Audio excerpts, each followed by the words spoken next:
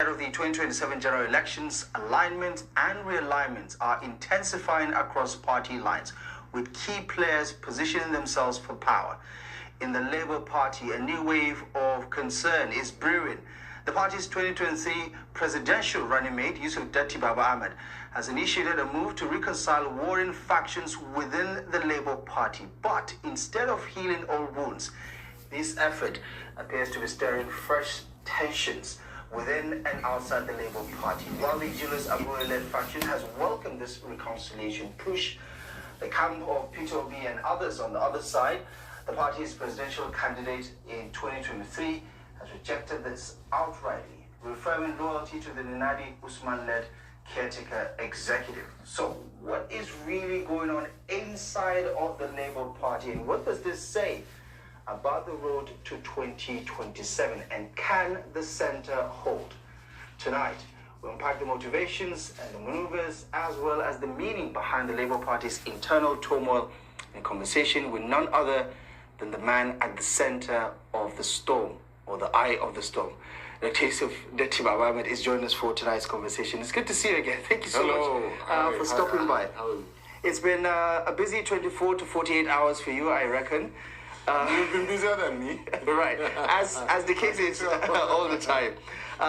Some would say you appear to be a man on a mission over the past couple of weeks. How would you describe the objective of what you've been up to, especially taking into consideration what you've been doing, what you've been saying over the last 24 to 48 hours? Hello, my name is Adam Ferrari, the Chief Executive Officer of Phoenix Energy. I look forward to you. 24 to 48 hours. Well, can I say, your question allows me to arrogate some credit to myself. It's a bit angelic, because a good Samaritan, as they say, a good person, an angel, will always want to promote peace.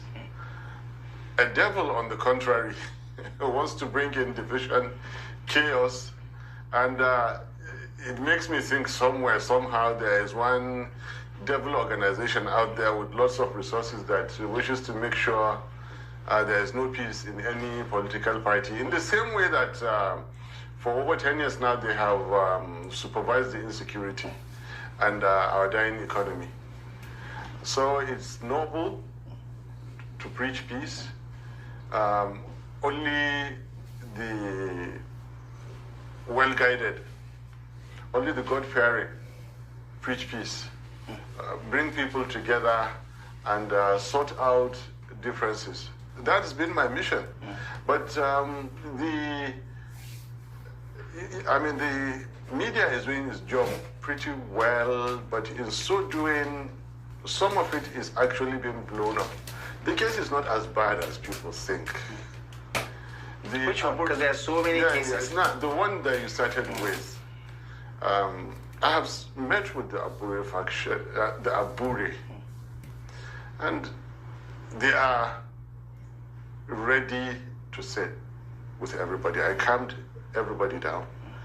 The other team, the other side is actually saying what you're quoting, which they haven't told me, actually.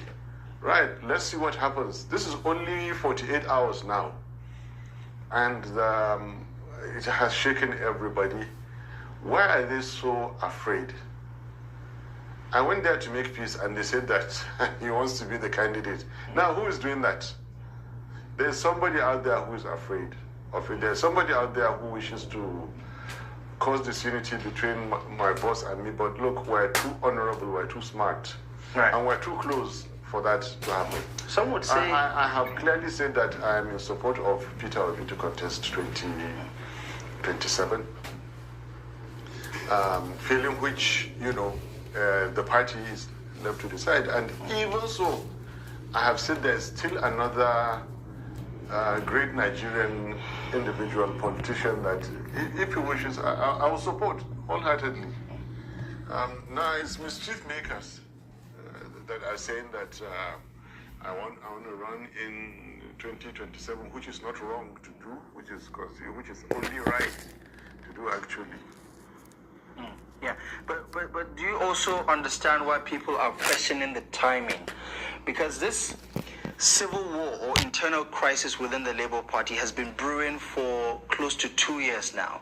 Some are questioning, where was this effort 10 months ago, 11 months ago, 15 months ago? Why now? Good question.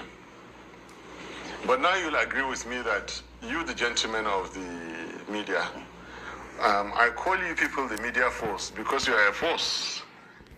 You are not as powerful as the Nigerian armed forces. I mean, one of the arms of the armed forces. Yeah, you people are so powerful. You guys are blowing it up. You say civil war. There's nothing close to well, metaphorically. Well, okay. Yeah. But your metaphorics out there could pack a great deal of punch out there. Like I said, you people are now a force to reckon with. You shape opinion. In fact, you can cause that civil war. I hope you know. It's sad to say that the politicians are doing the job themselves. I hope you know the media. Only providing commentary and coverage. The media can cause a civil war. Anyway, there's no civil war in Labour Party. Can you remind me your question? Yeah, why now? Good. Because now is when things have unfolded to this much. That is one. Two, everything depends on timing. There has to be the right time for something to have unfolded. We waited until the Supreme Court gave its ruling. And again, I was with the Nenadi group, went to INEC, until INEC now began to deal, or rather sustain the dealings with Abure. So the timing is exactly as things are happening, as they are unfolding. What happens is dictated by the currents at that point in time. So that is why now. And what is your response to those who say you're trying to play both sides? You can't eat your cake and have it. That is absolutely untrue. I am playing Labour Party. I'm playing the interest of Labour Party.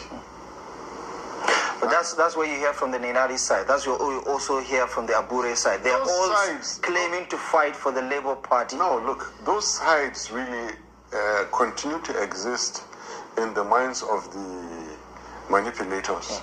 And the press continues to amplify. The sides don't really exist per se, as people wish they were existing, really. Distinguished Senator Nenadi, a fine, distinguished public servant, banker, politician, rose to minister and all that. ¿Sabes por qué las camionetas Chevy son el corazón de Estados Unidos? Por sus latidos fuertes, constantes, inquebrantables, como la gente que mueve a este país. Para ellos, solo la camioneta más confiable de Estados Unidos lo puede lograr, porque cada politician rose to minister and all that. Respects the law, and has been leading this party well. And I never hid it. When it was time for Umuahia, as dictated by following the law, as far as following the law is concerned, Umuahia was right. As far as following the law is concerned, the visit to INEC after Supreme Court was right. And I was with them. And as far as the following the law is concerned, now that INEC is continuing to deal with Abure, including the Anambra primaries, then there is nothing wrong as far as following the law is concerned to stand with Abure. And when I stand with Abure, what did I say? I didn't say to hell with Nenadi, to hell with this. I said no. I want all of us to sit down and please be one. So I'm not playing any two games, I'm playing one game.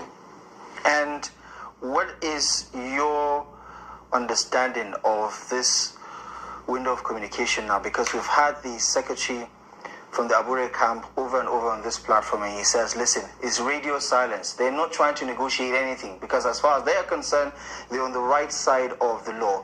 What is your reading of, their 2 cents about what you're trying to achieve? Because it appears that none of the sides is backing down about their control or leadership of the party. It is astonishing how this matter is actually being blown so high. Without deviating, I just wish you, the media force, can actually blow some other issues high, Nigeria will start getting better. What happened a few days ago in the northeast, you know, those attacks, blow them up. There are killings that happen daily in the northwest, sacking of villages that you people don't. The economy continues to die day by day, don't. But then, small thing between Abure and Nenadi is blown so sky high. Well, in the scheme of things in Nigeria, because this is politics, why, you know, governance issues, I'll answer your question. I keep telling you, it is not as bad as you people are making it to be. I was there in person. I'm handling it. They are also handling it in their own ways, in their own wisdom. While some people back out there will do everything to ensure that there is no peace in Labour Party. Look, Nenadi Usman does not need to be not even interim or caretaker. She doesn't need that. She is an accomplished woman, comfortable, achiever. She is doing it for certain national and noble objectives. This is about to be the most profitable 60 seconds of your life. Case Connect, a revolutionary new achiever. She is doing it for certain national and noble objectives. That is why she's not fighting for the beginning of her career or the middle of her career. She has had a successful career. I can say the same about Aburi, a well-renowned lawyer, party leader, activist, and all those. He is also in his own right established. Likewise to the other, Senator Darlington is successful by all measure. Umar Farouk Ibrahim is a successful farmer in northern Kaduna. It's not as bad as you people are saying. Now, one side has said our arms are open and we're ready to discuss way forward for this party. The other side is saying, let us wait and see what INEC decides. And back out there, the powers that be that are controlling everything keep manipulating to say, okay, what is the worst case scenario? And that is the devil's work. Compared and contrasted to what a good work is trying to do, like bringing peace. Right. And you have been accused of grandstanding, that Peter Obi didn't take part in this mediation because he has taken a side with conviction that what they're doing with the caretaker committee, which has now morphed into an interim leadership of Nenadi Usman, says a lot about what he thinks about what Abure and the other side are doing. Do you think that that is, in fairness, what is actually playing out? Because we have not seen the presidential candidate, who appears to be the national leader of the party, embrace both sides. He's on one side. You coming out appears to be contradicting what Peter Obi represents. Absolutely not. Do you have his blessings to negotiate this peace? Or his support? Peter Obi knows everything that I do. Knows everything that I do. So he approves of this? Even Nenadi Usman knew I was going there. Nana Kazore was seated right behind me. Right. And I made sure that she came with us for it. As an observer or as a participant? As a participant. Right. Kai, you guys are too much. You really, really want to say that there is this problem. But actually, like, holding your feet to the fire and participant and all that. Look, left to me, politicking right now is not it. Governance is it.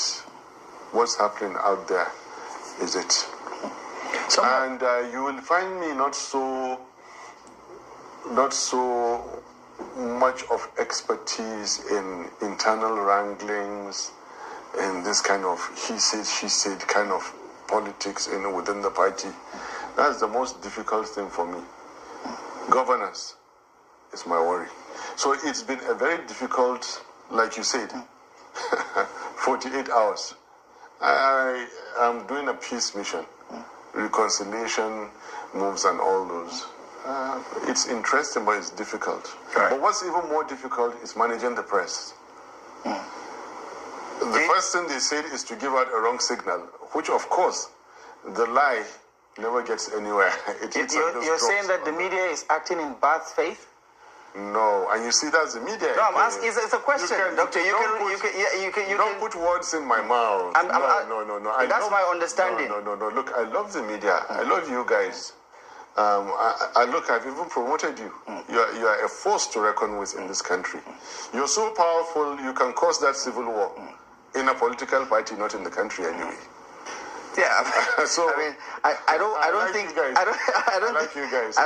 that is our end game. But there's also a point to be made, Doctor, about this perceived vacuum of leadership and your efforts recently to mitigate whatever damage, whether there's crisis or however you want to describe it within the Labour Party, has been seen as a move to fill in that vacuum. What I said, and there was never such a word like vacuum, never. You guys are just too much. I can't believe it. I mean, you are the major political figure in Labour Party that is wrapping his hands around both sides. That's essentially the question. But there was no such thing as a vacuum. What I said is that, please look at our presidential candidate, my boss. His younger brother's property was demolished in Lagos. Had to make some visits around 4 or 5 different states in the north, and then suddenly Daura happened. He had to go for the condolences. He came back, and one governor has been restricting his fundamental human rights.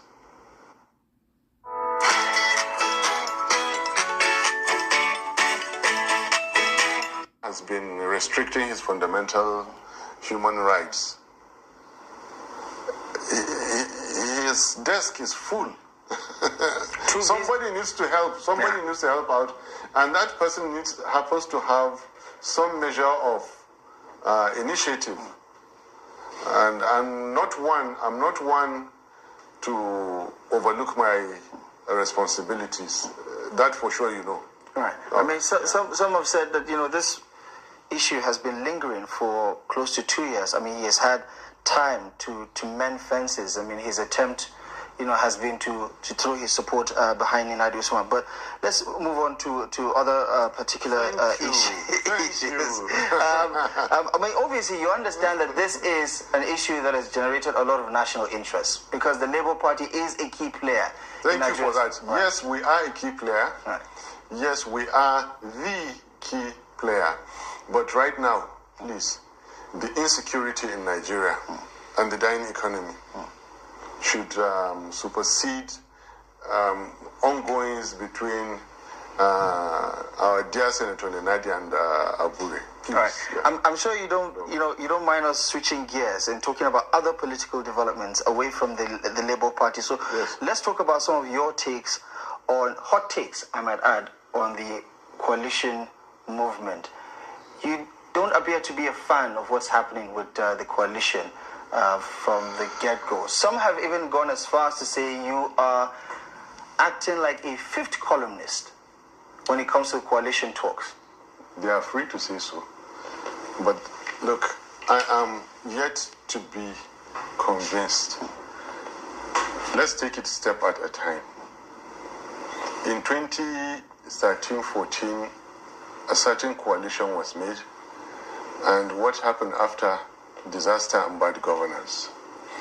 We say in Hausa that the faithful are never struck twice in the same hole. Nigerians are falling so easily again for that mistake. Are we not learning? If APC is what coalition gave in the past, are we not thinking and we just want to fall straight into yet another coalition? All I'm saying is, please stay back, think very well. Don't let excitement wash you into it. I cannot sleepwalk into an uncomfortable political arrangement. Nobody can close my eyes and hoodwink me at this with what has happened, with what I've seen in this APC 10 years, to repeat that mistake. The stakes are too high. Nigeria is just too important for us to repeat the mistake of 2015. So I want you to read whatever it's saying about me in the context of holding us from repeating the same mistake. People are used to asking, what are you doing differently? What is going on differently now? I have told you categorically, I believe in coming together. There is nothing wrong with coalition.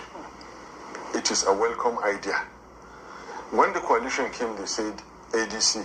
I didn't argue, but look, who is ADC? What is ADC? Where were they in 2023? And I happen to know ADC pretty well. Some of them were my, I don't have to say, know them very well. Some of the leaders there. Okay. Clark and Rush is celebrating serving Sacramento for 63 years with a seasonal $63 tuna. Make sure your AC system is ready for the summer heat. And some of the leaders there. Okay. When we scored the reduced 6.1 million votes, where were they? And why now would you leave Labour Party and go? What is coalition? Coalition can happen at the ballot box. Coalition can happen when you are escorting your votes for declaration. That is coalition. But if we are working like zombies into the kind of APC coalition, I would scream and I would say this is wrong and don't do it. I'll do it. Now, another thing I want to say, for example, I'm from Kaduna State. As we hold this interview, there is a State House of Assembly committee on a certain leader from Kaduna State, just out of APC and actively in the coalition, whose commissioner and chief just came out of prison 2-3 weeks ago. You want me to close my eyes from my own state and follow such a leader? If that person was, for example, given a ministerial position or the SGF, you would have probably by now driven me out of Nigeria. Yeah, but you know the law. You know the law. Yeah. Innocent until proven guilty. I know. So why are you presuming that an allegation is the same thing as a conviction? Come on. I'm not talking about any conviction. I'm talking about character. I'm talking about facts that are happening at that point in time. But you make it sound like everybody in Labour Party, for instance, is stainless. I think let's not go out of context. Let me finish answering your question again on coalition. It seems they want to straitjacket and control everybody's thinking and everybody's talks. I won't be part of those that they will control. You must come out blindly and continue their narrative. You are not allowed to think any way outside what they want you to think. The only way forward is the coalition, and that without coalition, okay, you cannot defeat Tinubu, which in one of my sittings with you, I told you that is a big lie. It is not so. It does not hold, because we have proven not too long ago, one party came out in Labour Party in 8 months. As far as we are concerned, we defeated them. So you don't need, look, even if it is a 6.1 million votes that we got, it has been proven that you can, with time and the right mix of factors, defeat a sitting government. I'm in support of coalition done the right way. Coalition can be done, and given certain dynamics, Labour may be part of it, may not be part of it. Do you understand? And then Labour Party could grow and grow and grow in such a way that it is even more than a coalition. The bottom line, remember, is what matters. Is the number of your registered party members. It is the number of votes that you get at the election, it is the declaration that is made if you are not rigged out. Right. So make no mistake about it. I am not one of those to be hoodwinked into cheap politics, easy politics, that I will stand back and ask the right questions. Right. Why do you appear to have a cynical viewpoint about what the coalition is up to? Have they given you any reason to believe that they're trying to hoodwink Nigerians like you into joining forces with them? No, I have discussed this with you, unless if you want us to do an interview that we did before. No, I'm saying if you have to be specific about what they're doing wrong, because you said you don't want Nigerians to repeat the APC mistake. Because of your question, right. Because of your question to me that they said I appear to be like a fifth columnist. For God's sake, I'm not. I'm not. I'm a promoter of union. See what I'm doing in Labour Party. In the same way, I would love the coalition to get everything right. If they're not getting it right, I should keep quiet. But are you open-minded about negotiating some of the deal points that you think should be negotiated in terms of... Right. Yes, I am. And which they don't seem to be doing. I told you that how is this primary is going to hold? Let's know. And okay, let's double down on that and talk about another point that you made recently. You talk about zoning and how the South rightfully think should get another term in 2027. Why do you feel strongly about that? Considering your points about big picture, Nigeria needs to develop, Nigeria needs to address all of these issues. No, sir. No, sir. Again, another clarification. I was an aspirant in Port Harcourt 2018 for the 2019 presidential primaries.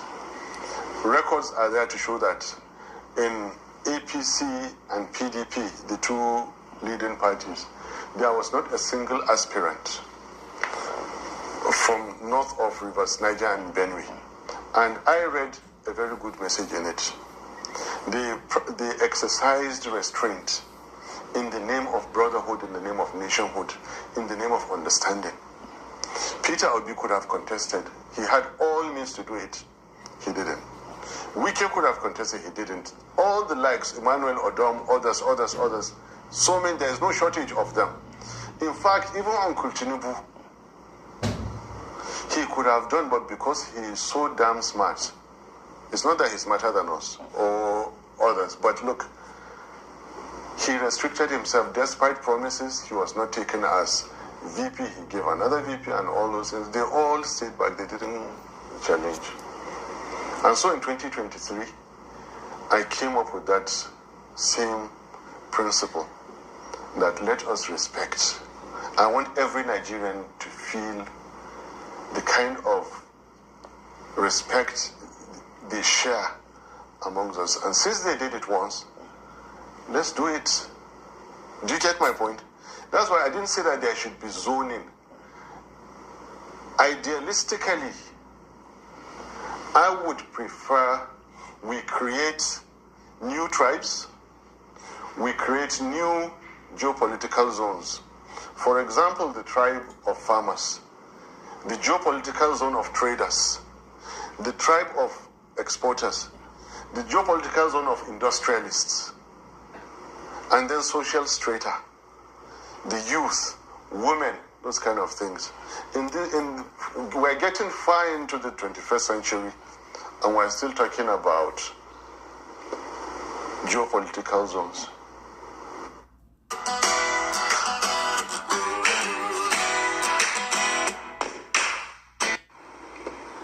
Geopolitical zones.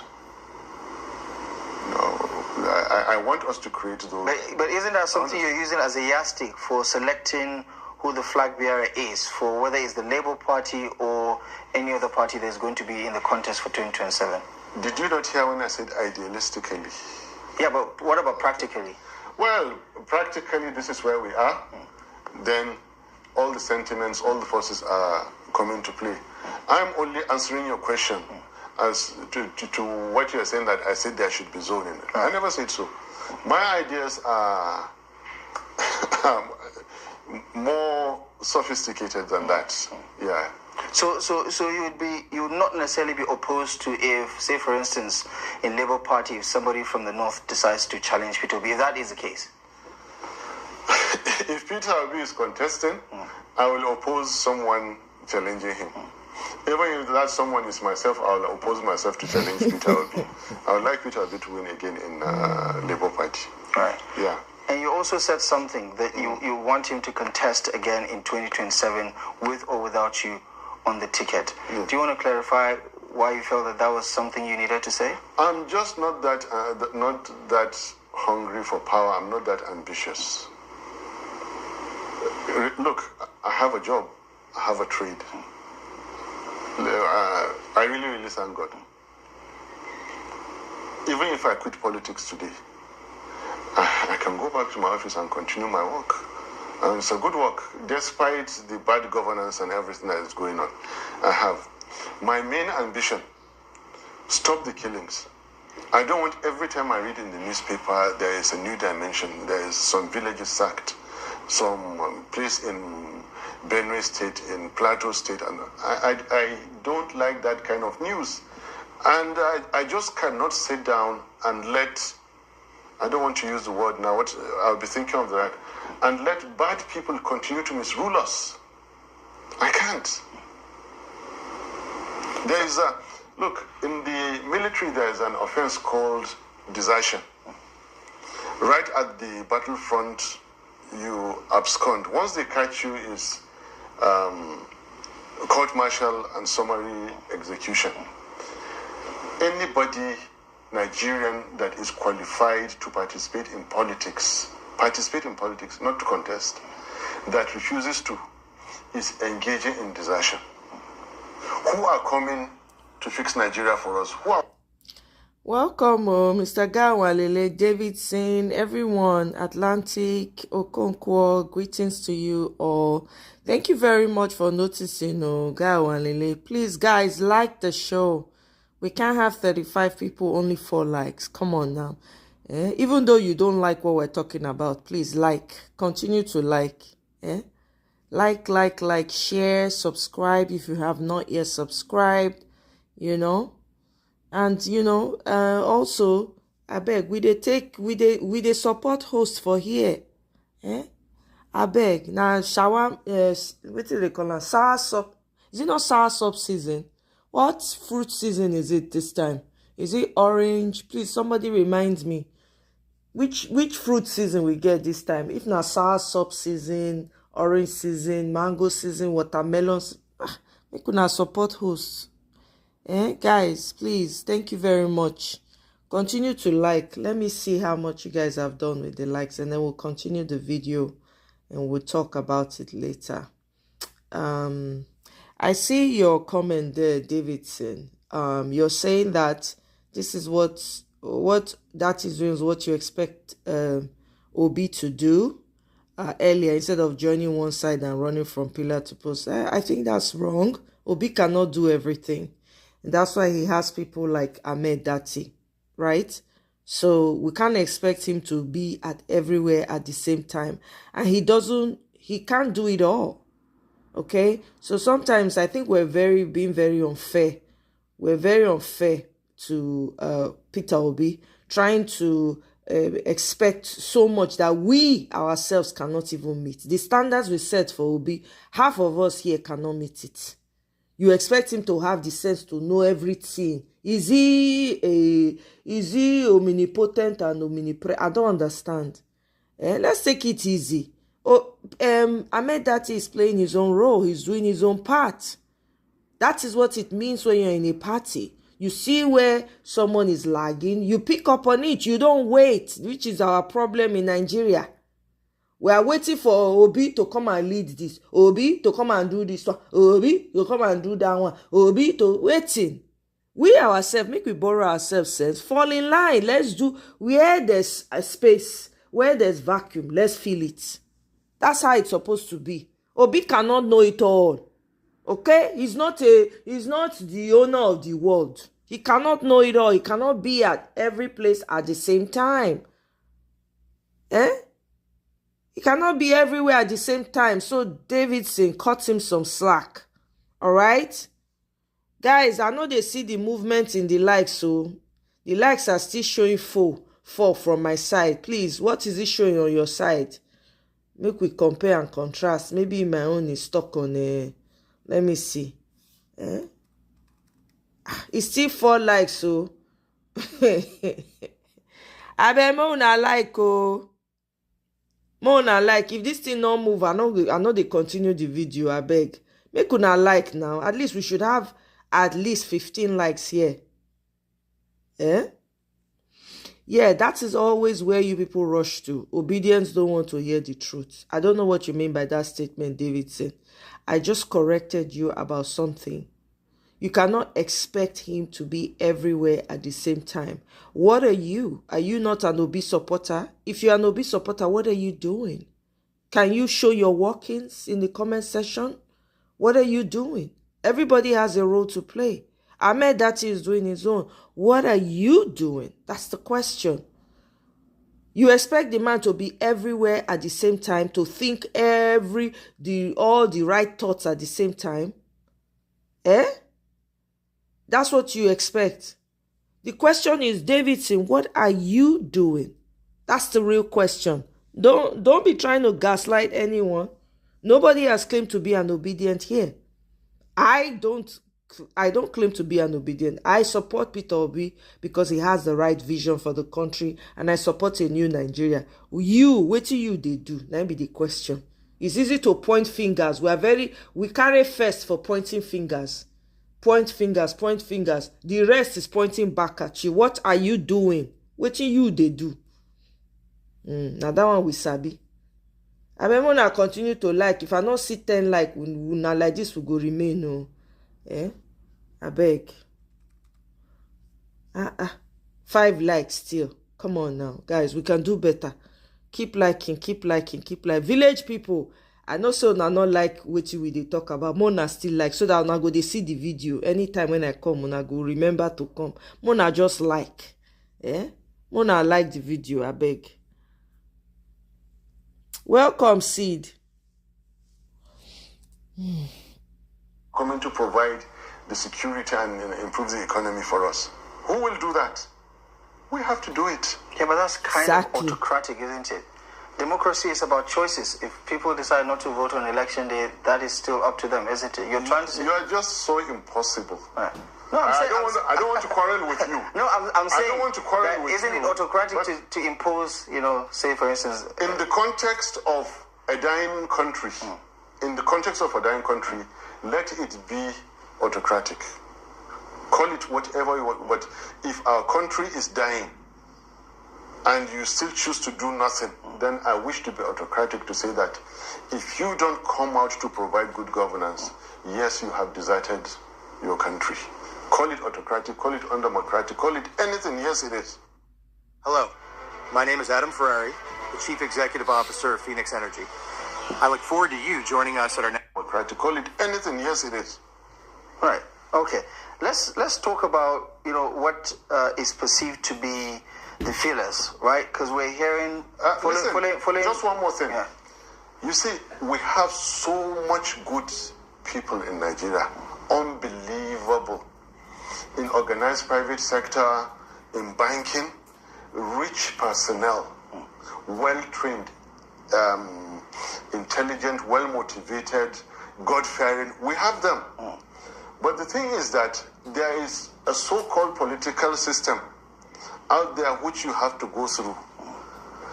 Unless you are difficult people like me, by the time you go through that, and it continues to reject people like me, by the time you go through that, it must have cleaned out or squeezed out nearly every ounce of humanity or goodness in you. We have the good people to come out and fix Nigeria. We have the people, but they are not coming into the system. We are not liking the good people to make Nigeria as great as it can be. They are just not coming in, and the system keeps rejecting them. Right. Yes. I guess that speaks to some of the systemic challenges that you have been alluding to earlier. Yes.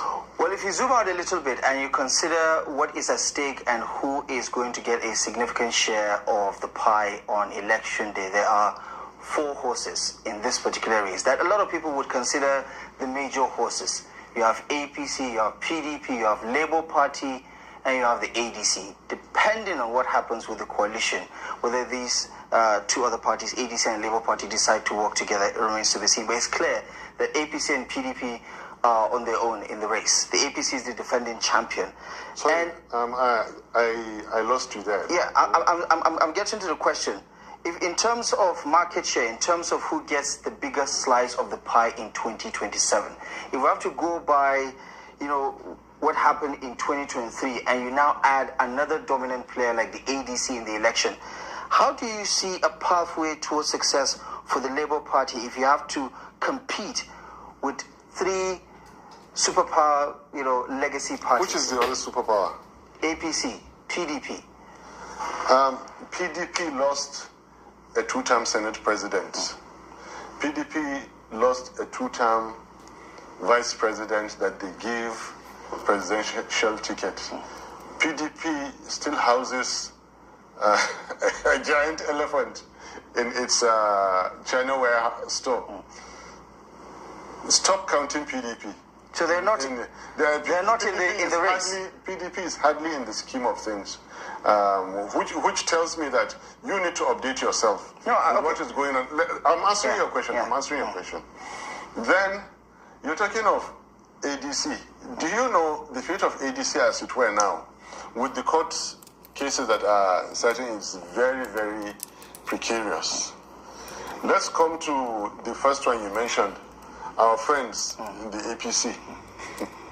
Do you know what we did to them in Lagos? After 24 years rule in their hand, we nearly doubled we beat them seriously in Lagos. They were sore.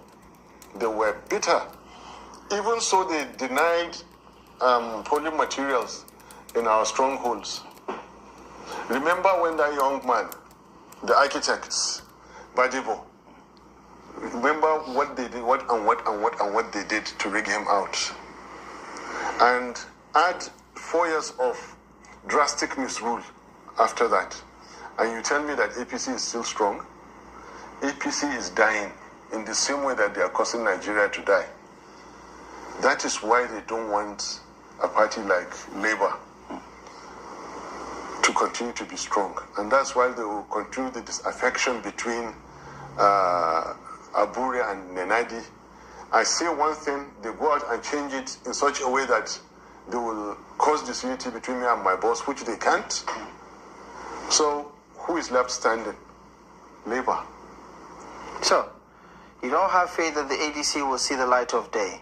You don't think the PDP is as strong as it used to be, even though we are hearing from the grapevine that a former president is likely going to be back in the mix. At least that's what the speculation suggests. Do you remember? I told you there is a certain individual whose name I will not call. And do you remember I kept saying this is an unfolding situation? As professional journalists, there are times you are reporting from a scene and you say unfolding situation. What do you call it? It's breaking news usually. Breaking news, but it's unfolding situation. Right. So it is a scene, it's a political scene, not a crime scene. From now to that declaration of the next president, which we hope is not going to be at 4 a.m.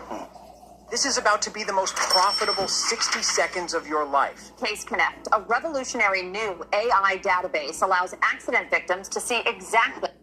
To that declaration of the next president, which we hope is not going to be at 4 a.m. It shouldn't be at 4 a.m.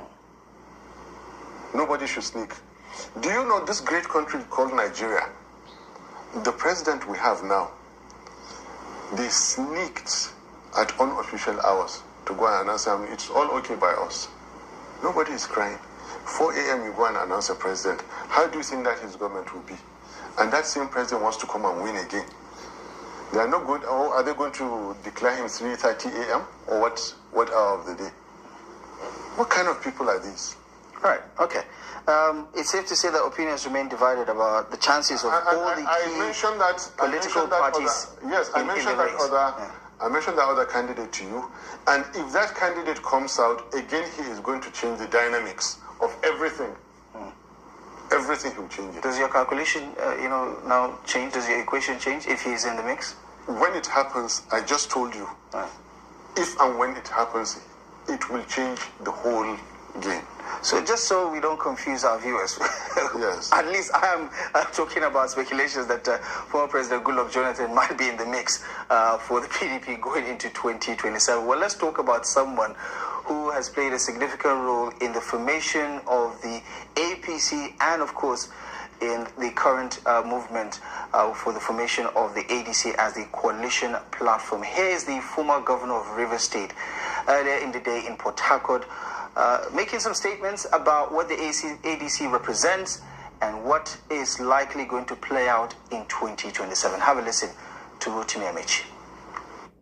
This is just to say to you, there is a new party in town.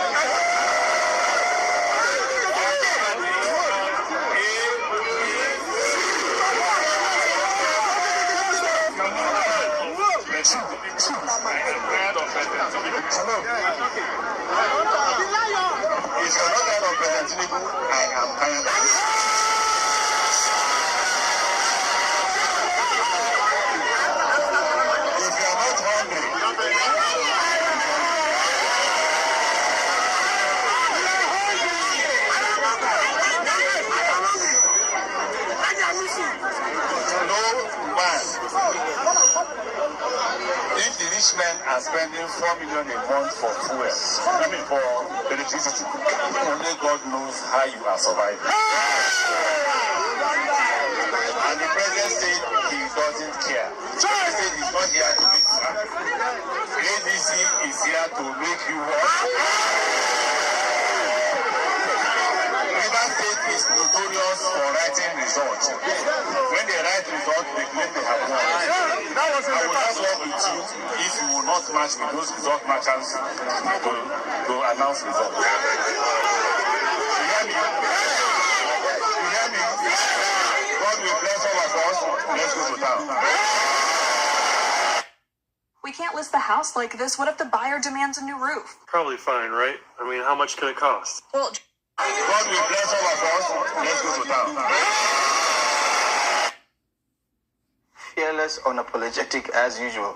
Former Governor of Rivers State and former Minister of Transportation, Rotimi Amaechi, there speaking to a crowd of supporters earlier in the day regarding the prospects of the ADC and some of the damning allegations that he has made about the quality, the credibility and integrity of our elections, especially against the backdrop of what he said has become the norm of writing election results, especially in Rivers State. Do you share some of the concerns that people like Amaechi, have to say about the electoral umpire? I mean, you just talked about the 4 a.m. announcement of the results, and you talk also about your chances of winning if Labour Party is in the race for 2027. How concerned are you about the credibility of the electoral process this time around? Because you still, how confident are you in the electoral process? Because you still, have some reservations about what happened in 2023. Yeah, absolutely, I do. Now, you heard who was speaking. He has been, first of all, let me tell you, I like Governor Amaechi. There is something common between us. I just like him because he speaks the truth. It's okay to say. Who is Amaechi?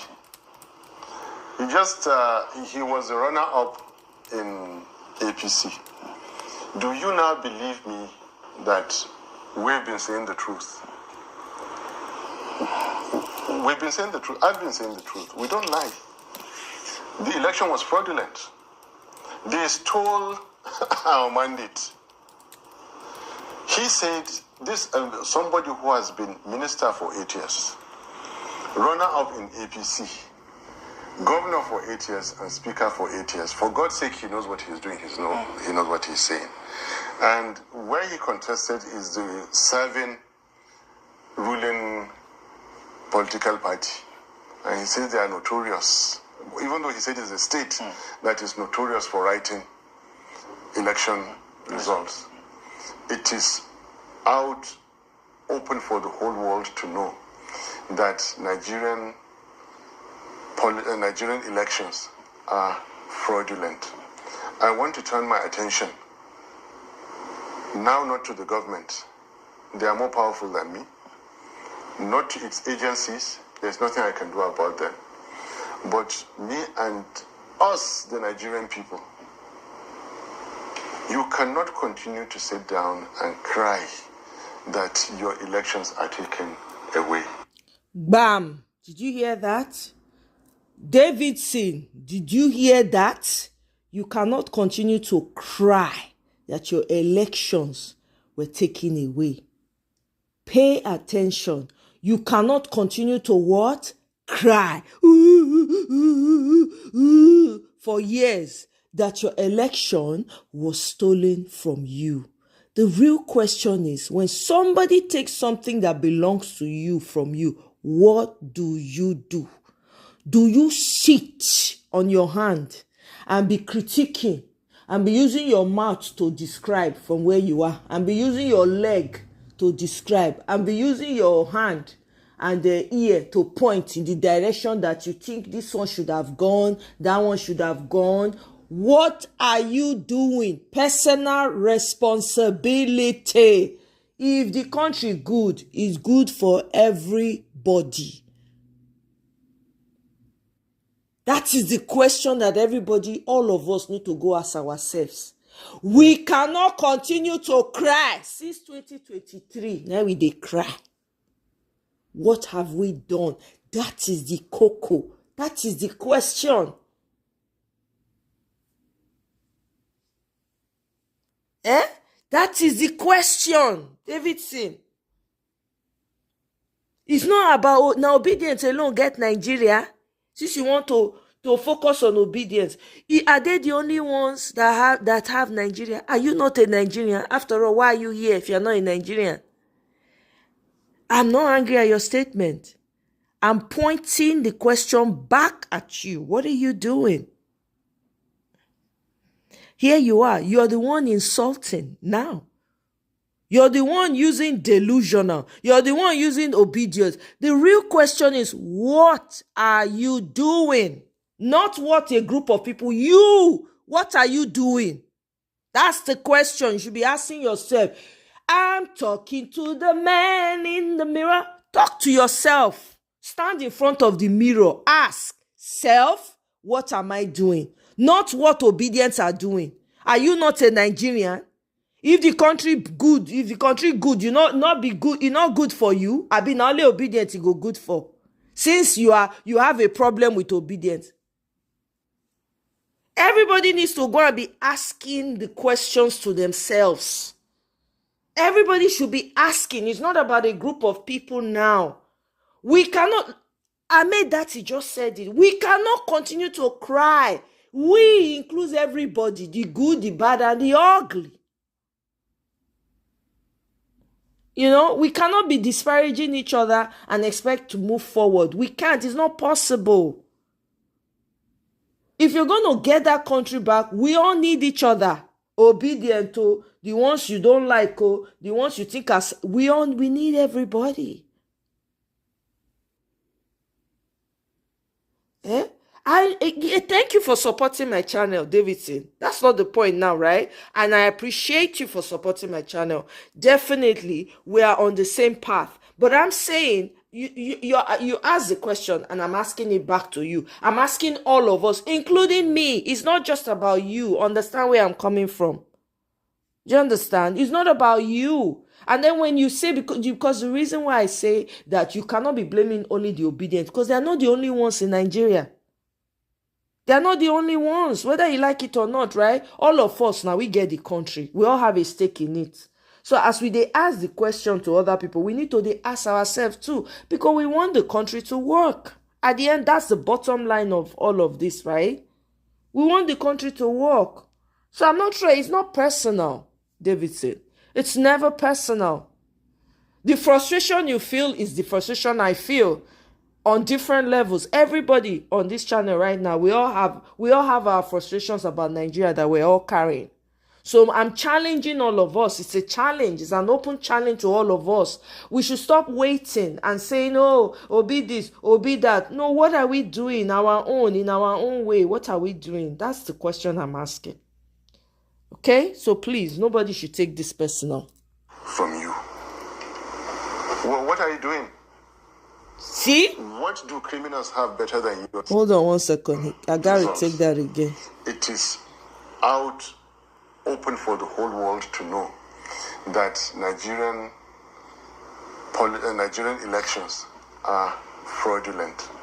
I want to turn my attention now not to the government. They are more powerful than me. Not to its agencies. There's nothing I can do about them.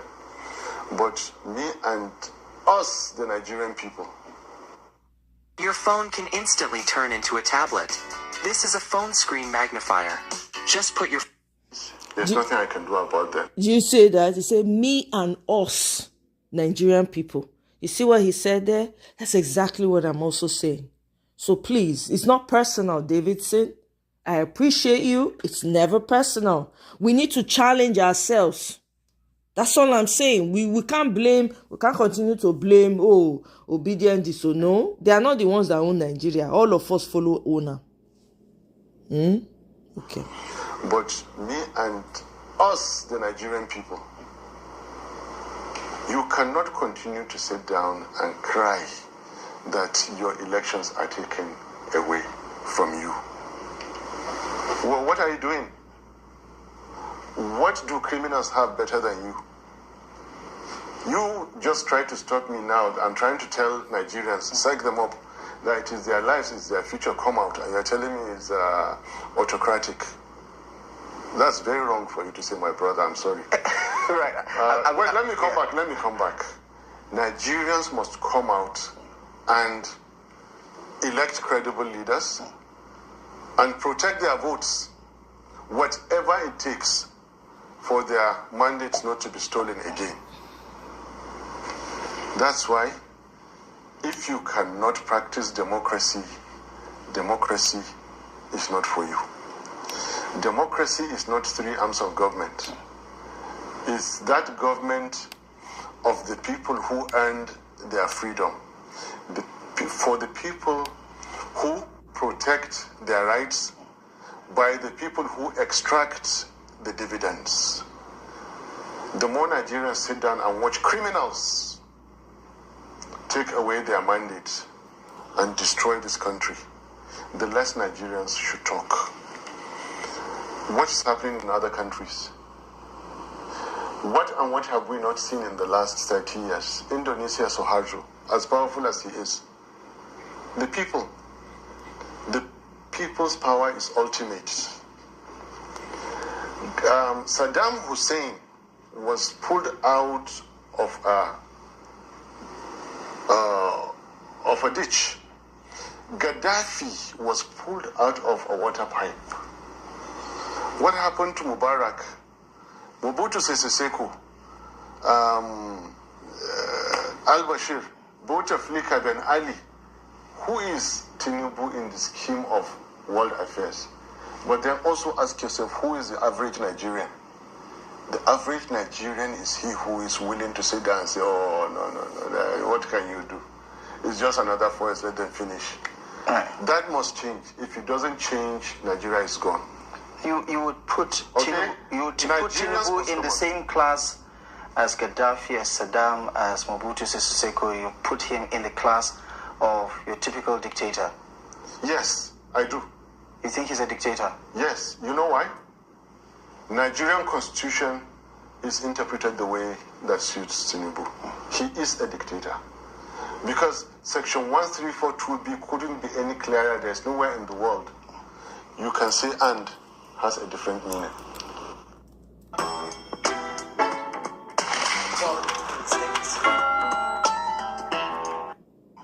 You can say and has a different meaning. A competent court in the United States said the certificate was fake. It's fake. Nigerians are accepting it. Democracy, I interpreted, is that the very, very last line is the people. Even after the courts. Yawwa. The courts are the final. The people are the ultimate. I repeat, the courts are the final. The people are the ultimate. Given what has happened. Given what has happened even in, is it Sri Lanka or another country that the lady had to leave. Whatever the people come out and do is constitution. It is legal. If it's the people, that's it. The constitution belongs to them. They throw out anybody, that's it.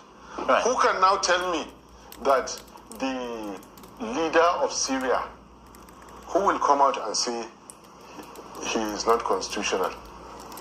Because it's the people's power that put him there, and there is no other people who will come out and say he can be there. He was not elected. He was installed by brute force.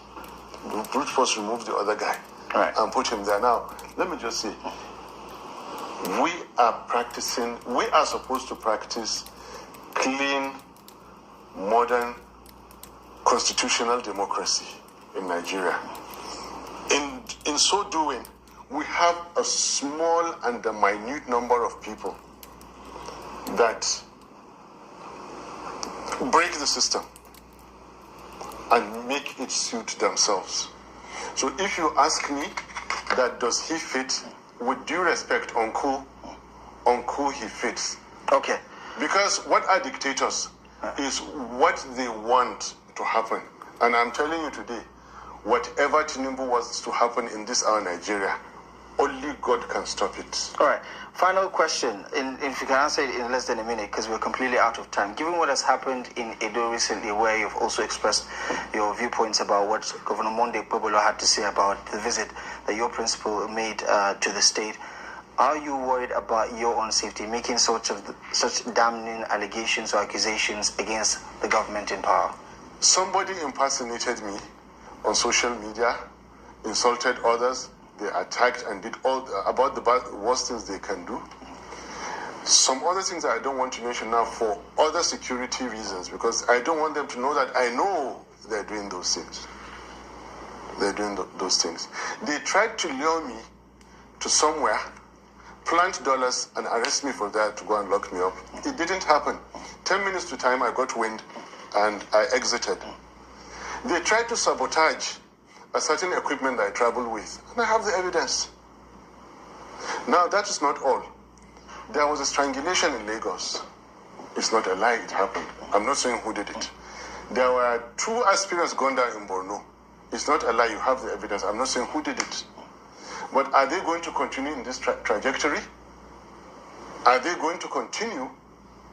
Didn't we see the end of Saddam Hussein? Gaddafi, before he died, he killed thousands, tens of thousands of people before Gaddafi was pulled out and killed. Now, I'm human. I have a certain number of days to live, and God knows when and how. But what I also know is that this is my country. And bad people are spoiling my country and the future of my children and their children. Right. Is as good as the threat now to Nigeria is as good as any threat to me. Other Nigerians should stop being afraid. What can they do to you that they haven't done already? All right. On that very spirited note, I'm afraid, Dr. Ahmed, we're going to have to end the conversation here. As always, for talking to you about some of these issues. Thank you so much for stopping by. You guys heard it. What have they done? What are they doing now that they have not done to people and they're not going to continue to do? I don't know if you guys know, this governor of Ebonyi State and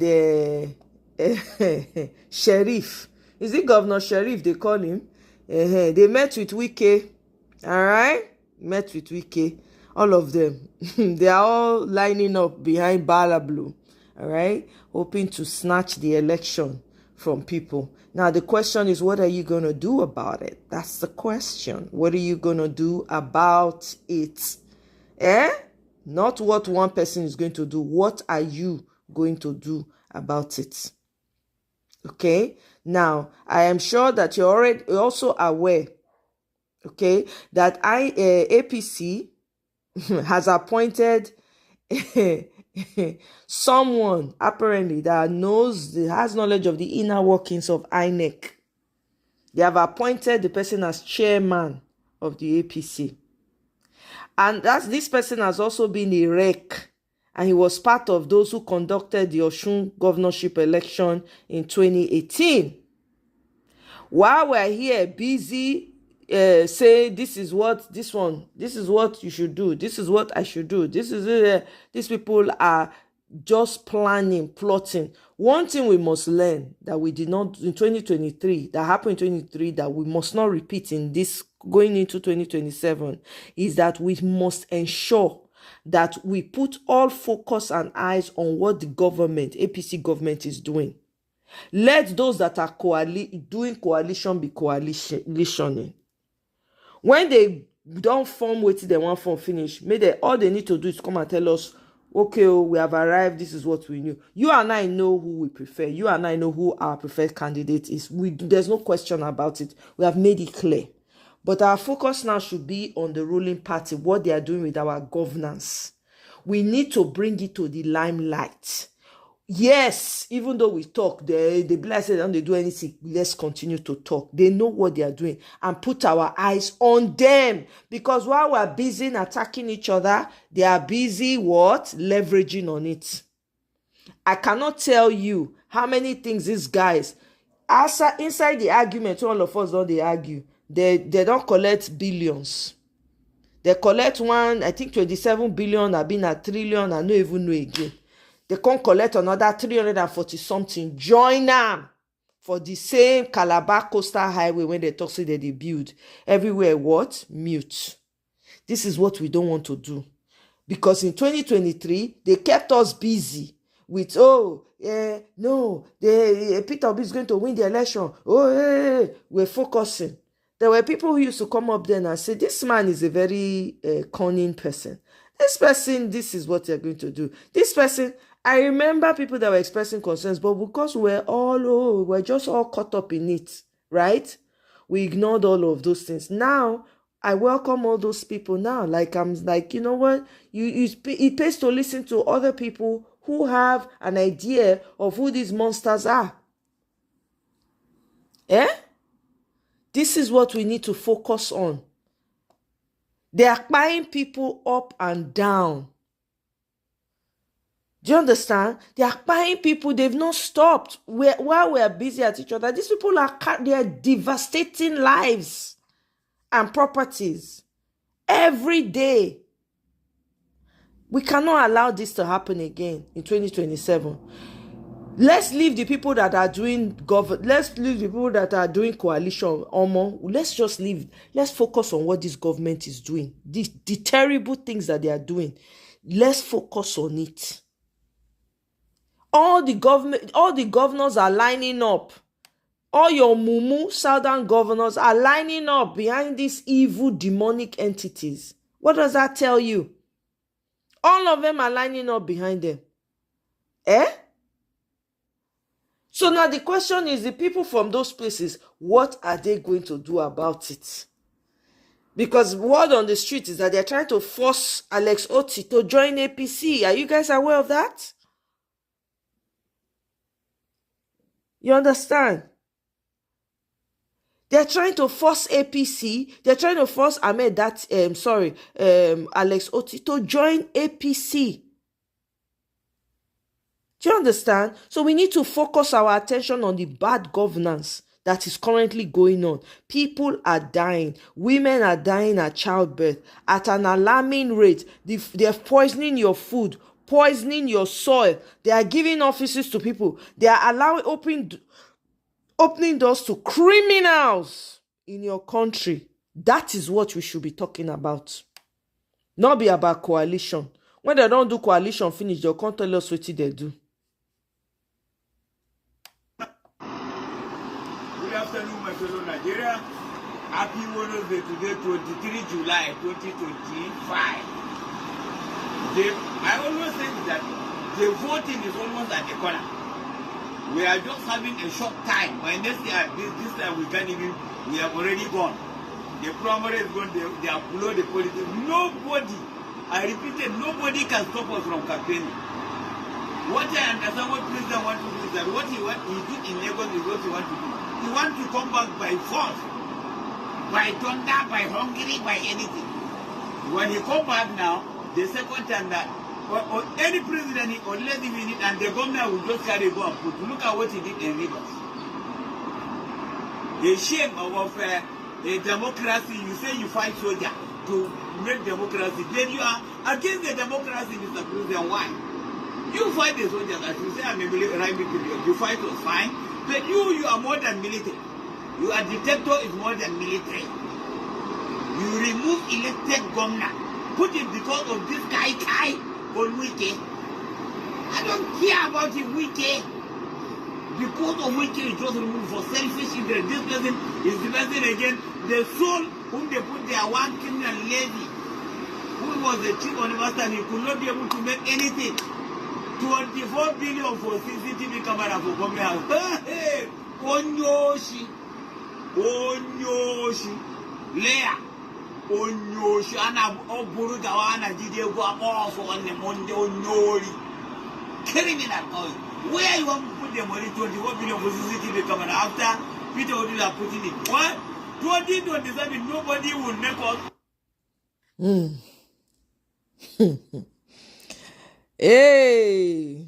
Welcome back and thank you for staying with us. We'll be diving right into a topic or an issue that all eyes are fixed on at the Capitol here in Abuja. Now, as the ruling All Progressive Congress APC holds its highly anticipated National Executive Committee meeting, a gathering that many decide the future of the party's leadership and, by extension, its political strategy ahead of 2027. Top on the agenda is the selection of a substantive national chairman to replace Dr. Abdullahi Umar Ganduje, who recently resigned amid growing internal dissent, especially from the North Central Bloc. In Nigeria's political framework, the role of party leadership is not just administrative. It's strategic, symbolic, and in many ways central to how power is managed and distributed. So today's decision isn't just about who wears the title. It's about who will lead the APC through internal tensions, public expectations, and the long road to the next general elections. After a car accident, hiring an attorney isn't just about avoiding problems, it's about getting more. Public expectations and the long road to the next general elections. Now, at the moment, two names are dominating conversations: Professor Nantewe Yilwata, Minister of Humanitarian Affairs and technocrat from Plateau State, widely seen as President Tinubu's preferred choice. And the other one is Senator Tanko Almakura, respected for his consistency, seniority, and role in the founding of the party. Now, sources say the president and governors are leaning towards Nantawe, a Christian from the North Central, in what many see as a move to correct the perceived imbalance under the current Muslim-Muslim presidency. However, with unresolved questions over zoning and internal resistance from other stakeholders, the situation remains fluid. But beyond the names in power play, we must ask, what kind of leadership does the APC really need now? Will today's outcome unify or further divide the party? And how will the decision affect its chances in 2027? Joining us this morning is someone who understands these dynamics from both inside the party and from a personal perspective. Our guest is Chief Sonny Sylvester Monijafi, a chieftain of the All Progressive Congress and a former national chairmanship aspirant. He was a prominent voice during the last APC leadership transition, but stepped down in favor of Senator Abdullahi Adamu, respecting the party's consensus arrangement, even though the zoning formula at the time did not favor his home state of Adamawa. Today, he brings us his experience, insights, and honest reflections as we explore this critical moment in the life of the APC. You are highly welcome, sir. Thank you for joining us. Thank you very much. Good to see you, fine girl. God bless you. Good morning, Nigeria. Good morning, Africa. Good morning, the rest of the world. All right, let's dive right into it with the expectations of this next meeting. And the first thing at the top of the list is, the question of the chairmanship of the All Progressive Congress. And as we mentioned earlier, a couple of contenders that have been put out there and are seen as, the picks that would be the safety net, should I say, for the president, or as a consensus for the whole party. So there's Nantawe and there's Amakura. But aside from that, there are actually other contenders that a lot of people have said might be in the works as well. We have Senator Sani Musa from Niger State. We have Senator Sadli Mustafa from Kwara State. We have former Plateau Governor Joshua Darius. We have the SGF, George Akumi. And we have Senator Abu Ibrahim from Katsina State. So in your own opinion, as someone that knows the APC, I would say back and forth, in and out, who do you think is the right contender, and in consideration of zoning as well, due to the fact that a lot of people are thinking that the Muslim ticket at least, and it's been a couple of people that have been from the north as chairman of the APC. So what is your take on that? Good morning once more. Good morning. I have to be very, very blunt. On this very program, this very floor, you see it was over there then, I was called to come and talk about Abdul Adamu, that emerged like a dark horse who was being tried to be the national chairman. We argued seriously. Those of us that paid the form, you must take us into consideration. Absolutely. Nobody has called me. I'm here with you now. They are planning to go to the conference hall of the presidency. I'm here. Nobody has called me. Am I not relevant? You say, I don't know much that's happening in the party. Nantawe, I don't know him, but I know that Al-Makura and the rest that you mentioned, former current SGF, George Akume, Sani 313, Salih Mustafa of Kwara State, who's now senator. You mentioned Abu Ibrahim of Katsina State, and Joshua Darius. No, Abu Ibrahim did not buy the form. Now, if you want to ask me, I don't have anything against Nantawe or whoever, but the people that bought the form should be called into consideration. And they are qualified. One thing I don't like about Nigeria, we like playing God. We like playing God. So you mean there is favoritism when it comes to, picking the chairman of the party? There should not. We like playing God. What makes President Putin that Nantawe will help him? I don't know Nantawe, like I said, but he's a Christian. I am a Christian. I remember when I went to the Senate President, former Senate President's guest house in Maitama, from the conference, Center, on the day of convention, 3 years ago. I was called to go there. I went there. The stakeholders of the APC from Northeast were gathered there. Apart from the national chairman, the acting national chairman, Malabuni, and Boss Mustafa, the SGF. All the others were there. All the governors were there. And I told them one thing. I'm a Christian, but I don't support this trash about Muslims and ticket, because it's not anybody that believes of religion wants to cheat you. Check the records. I'm the most senior person in the APC to support the Muslim ticket. Today I've been laughed at. 3 years down the line, nothing has happened to me. Nothing. I'm just looking at them. And also they say, Haki, Naze Kamasu. What's all this? Now, Nantawe, you will be tempted. It looks so tempting. Yes, Nantawe tempting. But for Christ's sake, is he ready? What's up with Nigerians with reluctant presidents?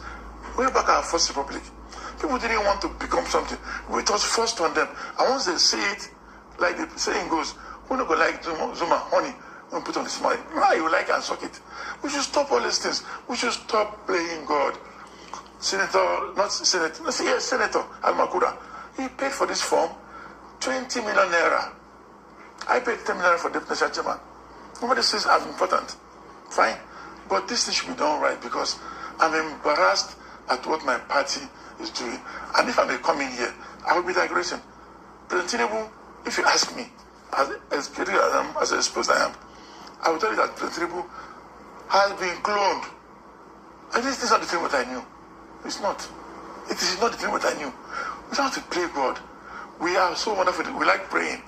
We tell God to stay aside and tell myself. Case Connect, a revolutionary new AI database, allows accident victims to see. Did you hear that? He said President Tinubu has been cloned. Did you guys hear that? They don't bring another one come for now. I say President Tinubu has been cloned. Hey, Nigeria. Ow! Praying. We feel to tell God to stay aside and tell myself. How? If you do that, God will look at you. Come on. That's why we're here. We are in this country. We are not moving forward because we want to play God. Who told people that Nentawe is minding his business? You come and say, be national chairman. Why won't you want it? Let me digress again. Senator Abdullah Adamu was made senator. History has it that the governors, the presidents, and aspirants that came in got about 33 billion naira. Gone. They are worshiping that man. In Nigeria, if you are a bad man, they honor you. How can we make progress? I want you to help me, the two of you. I watched something on TV last year, I think. The Korean event, engineers. One man said Nigeria is one country that amazing. In 1958, the man said 3 countries were touted that they would shock the world with the progress they will make: Singapore, South Korea, and Nigeria. Singapore and South Korea have moved on. Where's Nigeria? We are going backwards because of such things. Then I beg you, don't accept it. And I appeal to the people that are going to be voting to please tell the president that Nigerians are not happy right now. Nigerians are hungry. They are dying every day. I lost a very dear young boy yesterday in Yola. Adobe Lokube, may we so rest in peace. Very sad. People are dying everywhere. And we are playing God with our lives. President Tinubu should please stop it. That's my take. Then I don't know him. But for God's sake, anybody that brings up religion wants to cheat you in this country. We have seen it.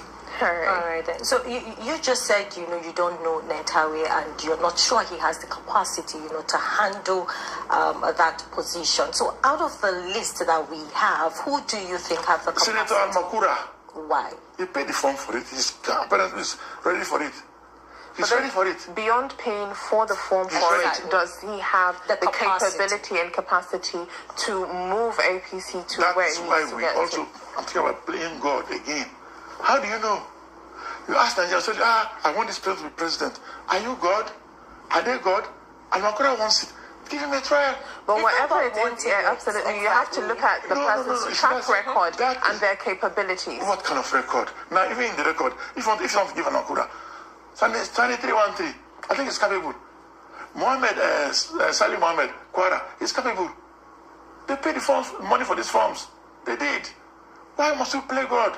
We say this is the president. How? It's not possible. I don't know Nentawe, I don't know him, but he did not aspire to become the national chairman. I went around this country 21 months selling the APC. Now nobody even looks at me. I don't care. God is up there. But I tell Tinubu and those that understand us around him, and we are plenty in this country. What's wrong with us? What is wrong with Nigerians? We love praying a lot. Every meeting, Muslim prayer, Christian prayer. After I finish, we tell God to stay aside. Want to help us. It will not work. I'm sorry. It will not work. All right. As someone that has been in the APC for a really long time, what kind of leadership do you think the APC needs in itself as it is of now? Let me take you back. We were not born then. In 1979. Or even 79. No, I was not. No, before then, Before then. Sheikh Shakari was the president. The national chairman was this man from Oyo State. He's late now. And then the man from Nasarawa State was national secretary. President Shakari was among the people. The chairman and secretary were in charge of the secretariat work. Let's go back to that. We appoint somebody now, for God's sake. Maybe that's why they didn't want me to become the national chairman, because I would have told them the truth. We'll have killed me, all have resigned. Mr. President, you have no right to want to lead this party. They have no right. The party belongs to the chairman. He was elected to run the party. Not the president come and say, because APC. Now, one thing I said then was, I calculated something. there was a figure that was being bandied then that we have about 43 million registered voters of APC and members of APC. I said, if each member were made to pay 100 naira times 43 million, that's 4.3 billion naira in 1 month. Times 12 months, 4.3 billion times 12 months, over 50 billion naira. The party will have belonged to Nigerians. Right now the party belongs to individuals, and it's not right. When you are in power and there's nobody to talk to you, you become power drunk. So is it the norm now that whoever is in power, especially now that APC is the ruling party and President Tinubu is the president, so has it become the norm for that is at the top to conduct the affairs of the party instead of the chairman to do that? Looks like, because if I were close to the presidency, honestly, I wouldn't have given President Tinubu an endorsement during the last NEC meeting. No way. What has he done? With due respect, I want an air, different stations. I said, in my history, my life, I've not seen a president campaigning for second term from day one. They must have had that. They had a meeting in Lagos, and the former governor of Ondo State, Segun Oshoba, spoke and said it's not true that the President doesn't want second term. Apparently, he wants it now. Now, what has he done? He has become the most unpopular president in the history of Nigeria. If you like, if you don't like, accept it. If you like, accept it. He's become the most unpopular man in Nigeria. Nigerians are hungry. From nowhere, he took over on May 29. I was on Arise TV. I spoke and said, Clark and Rush is celebrating serving Sacramento for 63 years with a seasonal $63 on May 29. I was on Arise TV. I spoke and said, President Tinubu will surprise us pleasantly. But unpleasantly. Yes, he's doing it. I've become a clone too, huh, Sid? Now let me tell you again. Let me tell you, President Tinubu, watching me, listen to me. God. Hatred we have in this country today has not been felt like before, ever like now. There's hatred everywhere. Nigeria is bigger than Igbo, Hausa, Fulani. I'm telling you, Michael, that's exactly why they do that. To excuse the demonic and the evil, they say the person is clone. I beg we are many. Thief, name them. Now, everything around Yoruba, Igbo, either Hausa, Fulani. No, it's beyond that. It's happening now. And I will have told Mr. President, exactly. This is not what you should be doing. If you give us what we want, on our own, we will elect you. We don't have to fight for it. God will catch him. Permit me. He went to a program and said, if I don't give you light by 2027, don't vote me again. Share for the back inside. Nobody forced him. Said it himself. So everything that the APC is doing at the moment, is gearing up towards 2027 elections, of course, yes. And we cannot wait to hear or see the outcome of the next meeting that we'll be having. So now, do you think that, with all of the people in the APC, being that we've seen lots of defection as well, this past week has been defection from one party to the APC, being that they're the ruling party. So do you think presently now with the people on board in the APC, do you think they have that strong mechanism to, win the 2027 elections? Do you think those people have the capacity to give Tinubu what he wants? Because you rightly stated here now that, it seems that it's the president that is actually, calling the shot in the party while it's not supposed to be so. Let me tell you one thing for sure. Take it to the bank. I don't see President Tinubu winning these elections come 2027. Last time they said how many governors endorsed him. 20 governors endorsed Jonathan. And if God is still the same God on the throne, the same God that stopped Abacha, he formed 5 parties that Bola Ige aptly named 5 fingers of a leprous hand. They endorsed him to be the president. He was just waiting for the time to remove his uniform and contest to be national chairman. He died. Jonathan was minding his business, a lecturer, and then his wife was one who had the money, was going to school. They made him deputy governor of Bayelsa State. From there, Amaechi became involved in trouble. They made Jonathan president. He came to the villa. He was vice president. Ibori and Co. were parking in his park. They were talking about another villa. They were parking in his parking point. He became acting president. They became president. The day he wanted to become president, I started going to Babalao. God was looking at him. He lost. Now all these endorsements. By the way, it's really wrong to have a one-party state. I was chairman of APC in Abuja when Alero was the minister for FCT. You might not remember. Alero, who recently decamped back to APC. He was minister. We met at a function. What are you doing in the ACN there? Come on, I said, no. You stay there. We are opposition. Democracy only thrives if you are opposition. We will stay and put you on your toes when you are not doing the right thing. I told Alero to his face. I remain in ACN. I've never decamped from the progressive front to any party. I've stayed. Now I saw somewhere that 3 more decampees and the Senate, APC will have majority. That is just terrible. You can't thrive in a one-party state. We will never thrive. Never. Are we God? There needs to be competition. We have to compete. Now look at ADC doing it now. The man from Kwara State, the spokesman for ADC, not ADC. He's not putting to the stores. We should do it. What's wrong with Nigerians? It's not good. Today we will not win. I'm telling you now, I'm not hiding it. I'm an APC man. I will not leave the APC. I'm an APC man. Proudly APC. But let me tell you that Tinubu is doing the wrong thing. He will not win. Not here. He will not win. All this is doing. Nantawe, don't waste your time with due respect. Al-Makura deserves it. Give him. If not, let those that pay their money. I can't remember if they've been refunded. By the way, about 55 of us have formed a WhatsApp platform that step down. Buhari told us then, let's Buhari, if we are to step down for somebody. Yeah, see, I remember. Their own list, they will choose for their money. When I faced a screening committee headed by Bankole Speaker and former governor of Katsina State, what's his name? Masari, to speakers, former speakers, headed the screening committee in Katsina House. When we finished screening, Masari told me to go and collect my receipt. I'm like, receipt? Really? He said, collect your receipt. When I went back to the place we gathered, all the former people that wanted positions, yes, they said there was a story that they would refund our money. As a black man, I wish I had discovered this before using metformin and insulin to manage my type 2 diabetes. Positions. Yes, they said there was a story that they would refund our money. Now, 3 years, this was in June, 3 years down the line, we have not seen any money. I am here, I paid 10 million naira to collect the form for Deputy National Chairman. President Buhari said, refund our money. Up till now, they have done it.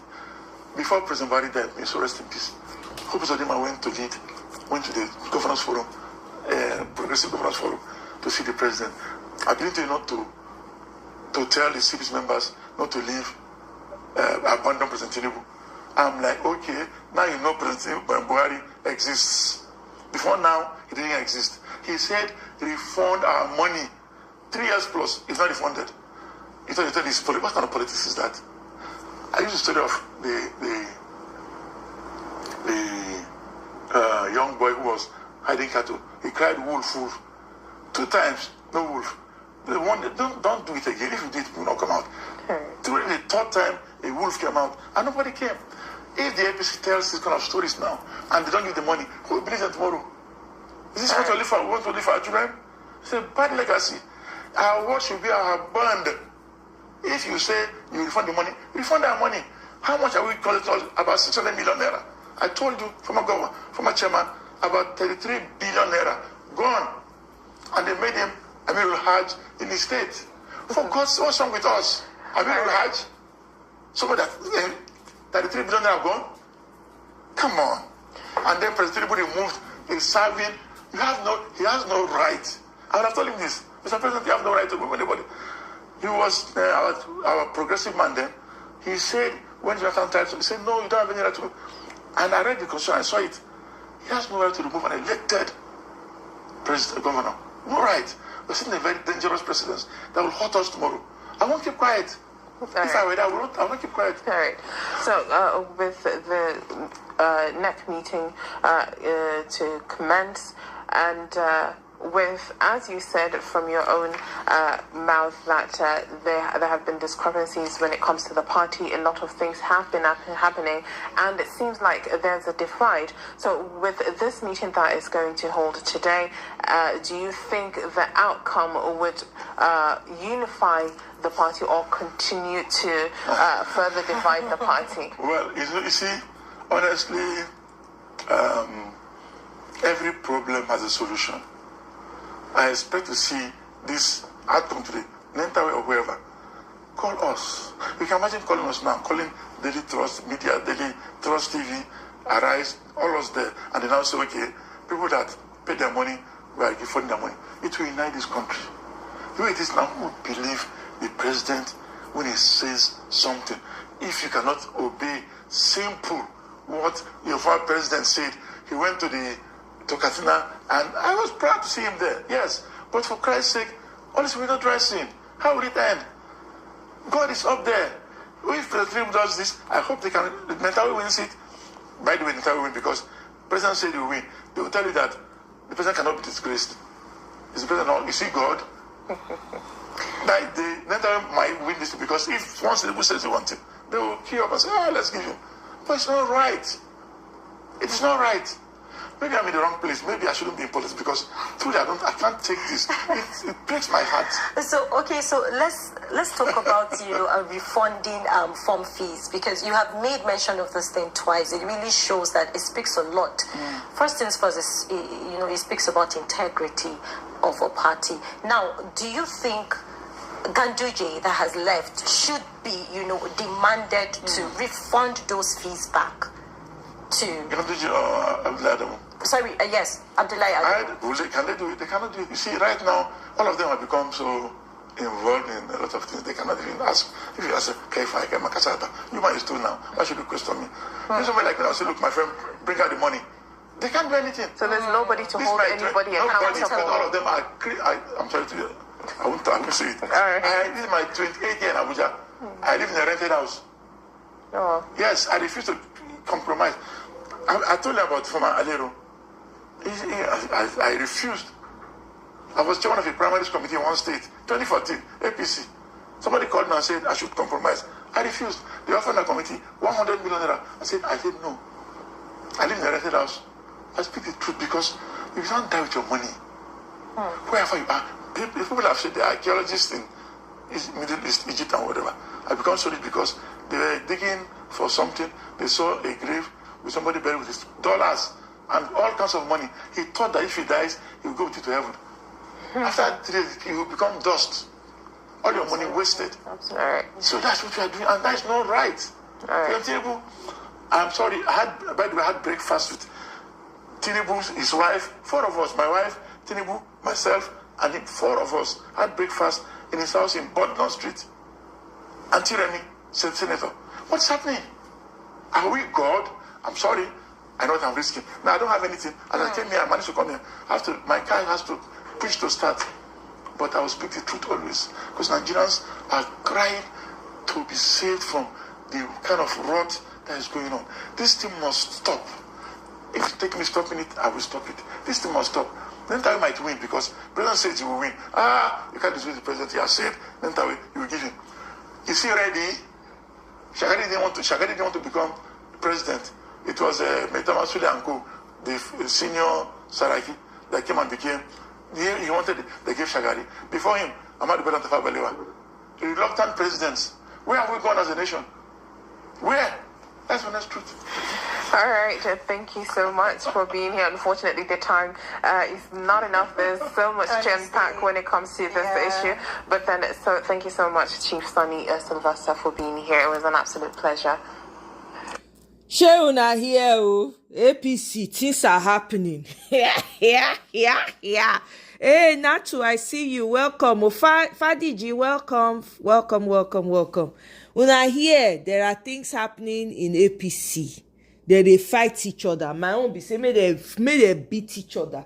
May they strip each other naked, beat each other. That's what it is. At least there are people who speak the truth. For those people who feel like APC is a party where nobody speaks up, here is one person. Onokpasa spoke up before he passed. Right? Onokpasa came out and expressed his displeasure, was not happy. The man was disappearing in front of us. People had questions about the way he looked when he came out. People had concerns, right? Come to find out, the man, was ill and he sadly passed. Okay? So, that's the thing. Exactly. The funny thing is that Nigeria, when they want to explain away the rubbish that is going on with their leaders, they will say the person was cloned. This is why the man is using the term clone. Before you know what's happening now, they will run with this narrative and say, oh, yeah, do you know Tinubu was not the one that was in the office? It is rumored that the man is demonic. Before and after, he even got worse after. He was like, okay, Nigerians are going to deal with you people. Since he came in, he's been dealing with people. T-Pain has been dealing with people. He does not care. He's destroying lives. He's destroying properties. The Turkey government has been warning them, their sham government, that there's a new terrorist in Nigeria, terrorist group in Nigeria. What do they call it? Whether not Fito or whatever. They shout and since. Guess what? APC, they do like say they know they hear. Your journalists, they put blinders and pins inside their ear. Make them not talk. Nigerians need to know. Provide security for the people. You don't want them to have weapons. Okay, provide nothing. On top of the problem that we have currently, you have another new terrorist group in Nigeria. And nobody's talking about it. Everywhere is silent. Everywhere is silent about it. Hey, I better go.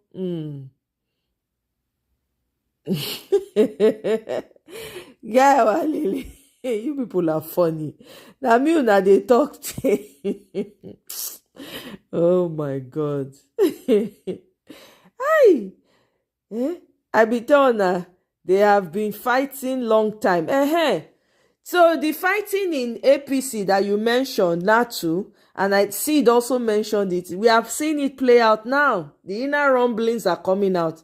I like to see more of these people come out and continue to speak, because there's fire on the mountain.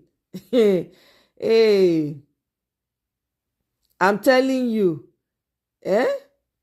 Exactly. CIA-backed terrorists. You see them saying anything? No. The APC, the journalists in Nigeria, they are supposed to be all over this like flies on, bees on honey, how they talk, white on rice. That's what is supposed to be trending in Nigeria. It's not. The man, they have been seeing that news circulating. Not many retweets, not many likes. I'm like, hey, we are in trouble in that country. On all sides. Now we'll come they look for one man. There's no way. It's not possible for him alone to do. Everybody, all hands on deck. One local government in Kaduna, chairman in Kaduna, one of their key member put in a resignation. Not that he's decamping. Baba said mission don't align. When that he tell us strange things they happen, he doesn't want to talk. Exactly. Exactly.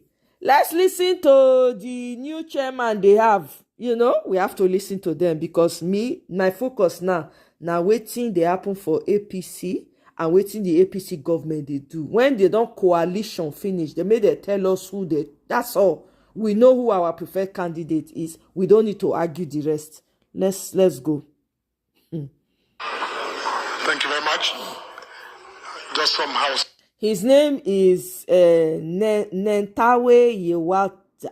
I don't know if I'm saying that right. The Yewata. I don't know. Anyway, Muna take on like that. Matter to please draw your attention to the. I bet Mona share, Mona like. I bet. In the folders, in the bags, which have been provided to all of the participants. Thank you very much. Yes. It is now my pleasure to invite the newly sworn-in national chairman of our party to give us his acceptance speech. Mr. Chairman.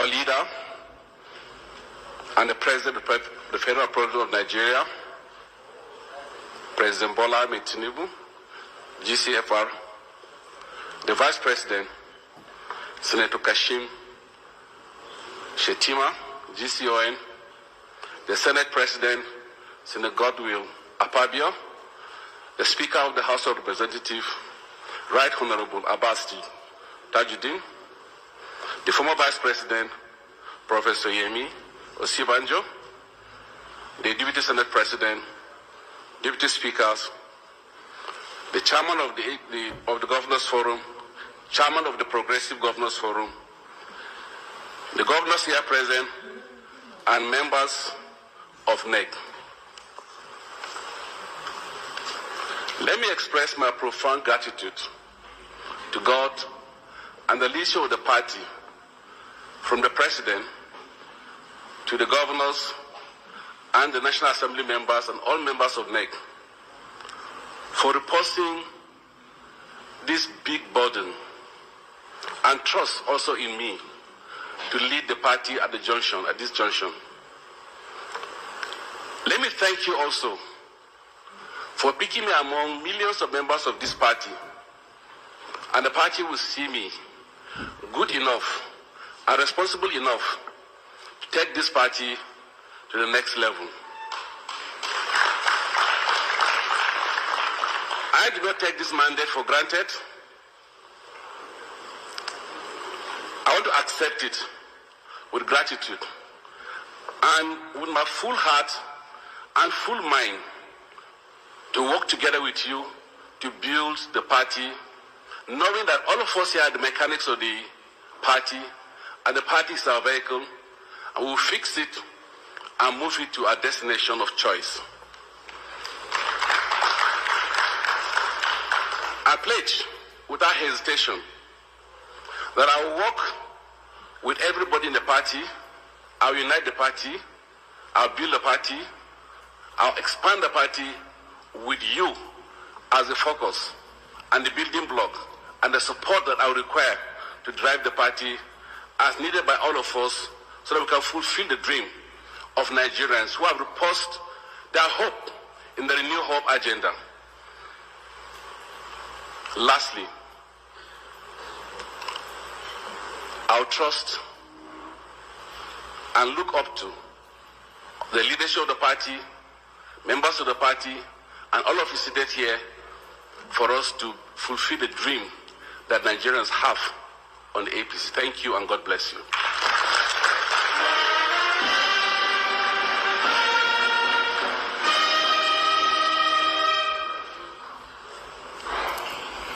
Una here, now the new APC chairman, now be that.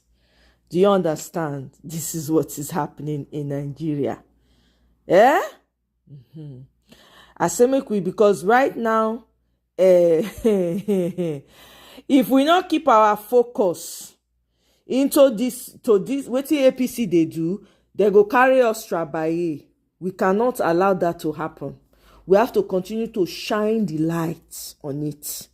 While people, we have enough people focusing on the coalition conversation. We don't need to all sleep and put our head the same place, okay? We need to highlight the trouble that is going on in APC, the drama. How they think they drag each other like a better pass my neighbor generator. We need to know. Do you understand? We need to know. Eh? Datti said something strange happened for that 4 a.m. election call, and he likened it to Okija. Yep, exactly. He likened it, I remember, to Okija. That means that there was a shrine oath and threat on live. Bam. Do you get what I'm saying? Exactly. I heard when Datti said that. That man knows something that he's uncomfortable with all, and I don't blame him. I don't blame him. He even said it in that interview that most of the people in the government, the things that they do just for power, the things, you remember he was saying it. I beg go, may nobody come gaslight us for here. Eh? Hey, exactly. You know, it's like talk and pie. It looks like that's the oath that they swore. talk and buy guy on walele. Onakpasa talk finish. The next thing, bam. The next thing, bam. Do you understand? So these people know what they are doing. And we need to keep our eyes on them. Look at what Siriaki Dixon said. All right? Let's listen to him.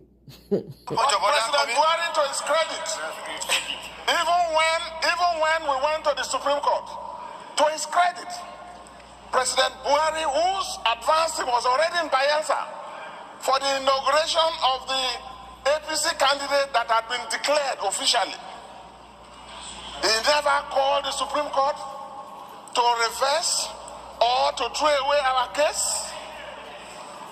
The following day, less than 24 hours, he was to go. His advancing was there. The Supreme Court gave a judgment directing that his own candidate of his party was disqualified. President Buhari obeyed, congratulated us, and when he met the governor, only cracked a joke. So you and your boss own the judiciary more than me. He laughed. So that was the basic decency of the man. I was the only governor in an opposition party when Buhari was elected and became president of Nigeria 2015. So it's appropriate that you have recognized me to say a thing or two. I would like to begin by, on behalf of my constituents, join all of us in this Senate, the leadership of this Senate, and the President of our country to condole with the entire country, the family, and the Daura Emirate, of which I'm also proposed to be holder of an eminent title. I will still visit there to condole our father, His Highness the Emir, and the Emirate Council. I want to condole all for the irreparable loss that our country has suffered on account of the passing of our dear President and former head of state. There are very few Nigerians who had the privilege and the honor and the mercy and grace that God gave to Buhari to lead and serve a great nation like Nigeria, firstly as head of state, quite a young age, and then later elected democratic president twice, and he served for the full 8-year tenure and retired back home. Very few Nigerians, the great honor that God gave him. So our country has been in mourning. I'd like to join you and join all of us in our country by commending the president who led the entirety of the federal government in paying very well deserved respects to our departed president. And by so doing, he has, I believe, set a standard that should be on record as the basic national minimum. I say this because regrettably, our gentleman president, eminent Nigerian leader, and elected president, Alhaji Shehu Shagari, never enjoyed what the paint looked like before. And this is after just one treatment. Just spray it on, wipe it off. Never enjoyed that honor and privilege. We should not go back there again. Exactly, see, no, so absolutely. We got to keep him in focus. I agree with you. Should be recorded as the basic national minimum for our leaders who have served and done their best. We may disagree with their policies.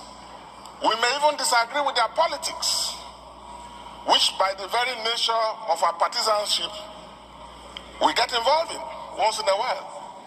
But we should respect the fact of their service. So the president has done the right thing, and it should be treated as a standard moving forward. Mr. President, there's no doubt that President Buhari lived a life of service. We may disagree with his politics and his policies. I myself disagreed with a number of his policies. When CJN Ononge was removed in the way and manner it did, I assembled all South governors and took a position. President Buhari never ordered any vindictive steps to be taken against us, or me who led them.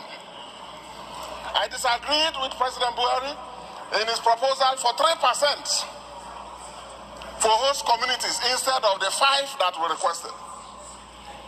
I disagreed with him when he tried to, working with then Emefiele CBN governor, did what they did on the currency review exercise that they did. And I also disagreed on his failure to restructure the country. But Buhari, at all of our meetings, showed innate decency and discipline, time consciousness, and discipline and courtesy, in spite of his high position and the age difference, treated all of us opposition governors with courtesy, with respect, and always making his case. Nigerians don't know the seriousness of the economic situation that this country went through from 2015 till about 2020 when the recession ended.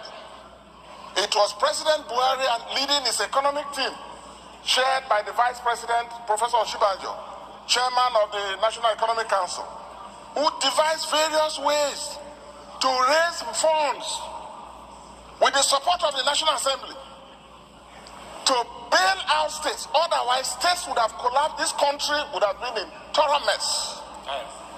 I thanked him for it, and I thought today I should put that on record. He did well.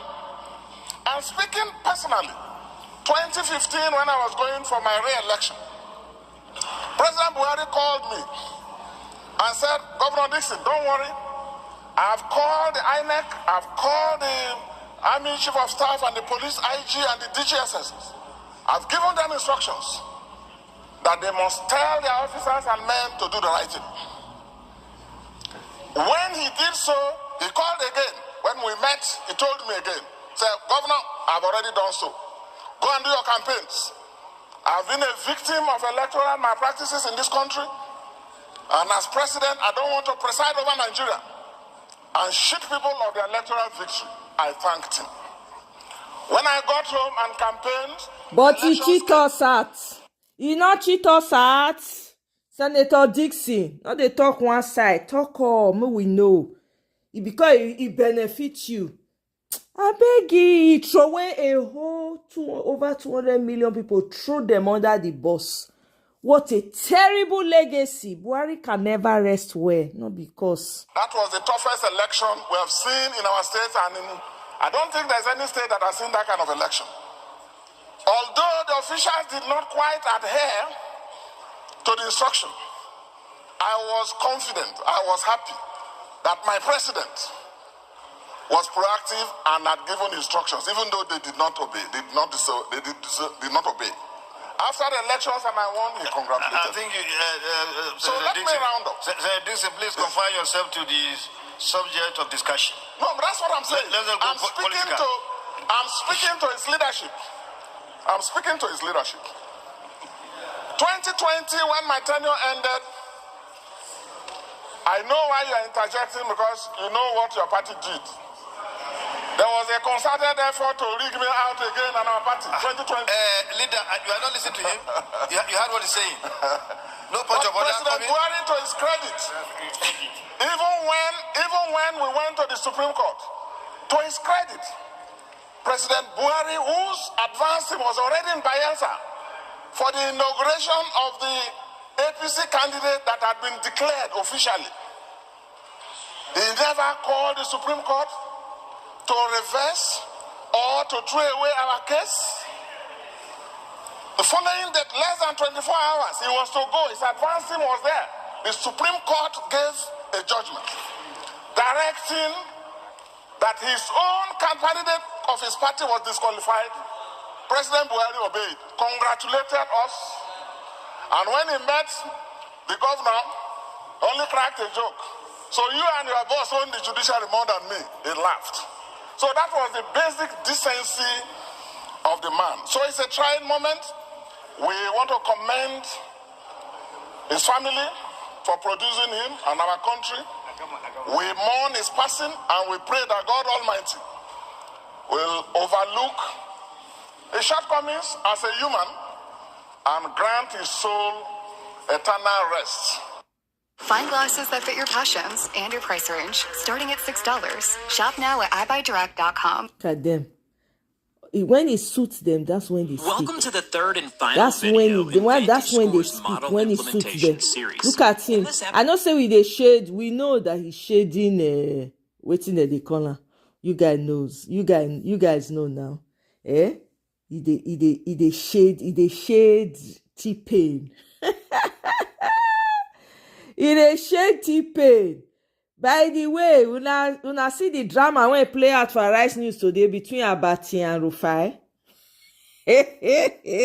On top of Natasha. Abati say na street urchins. Ew. Anyway, let's see if I can put that video. Exactly, right? They shade them. God,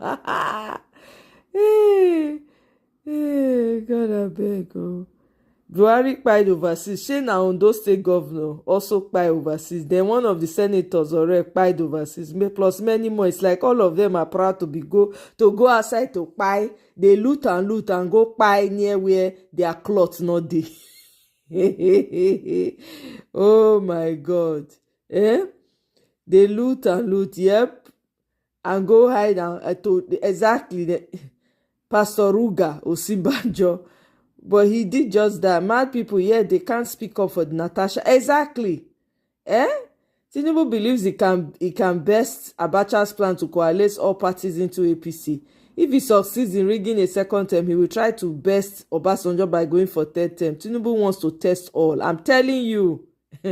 Have you guys not heard? We have government hospital, Nigeria, tab at the London hospital. We get a gun there for all past presidents. We know say they shade. That's true. Abati. Hey, God, I beg. I just laugh. When I watch the interview, I laugh. Make we listen to this man. I don't know his name. Hold on. Let's see.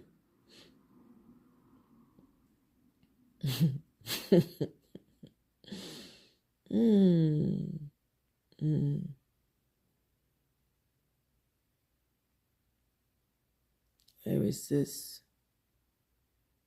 Okay, I beg. I need to listen to this guy. He's one of my favorites. He's always giving good analysis. Let's hear him.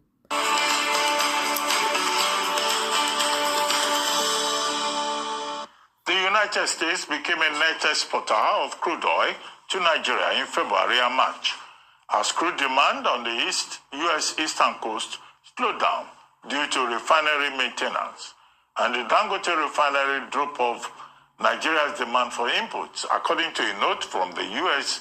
Energy Information Administration.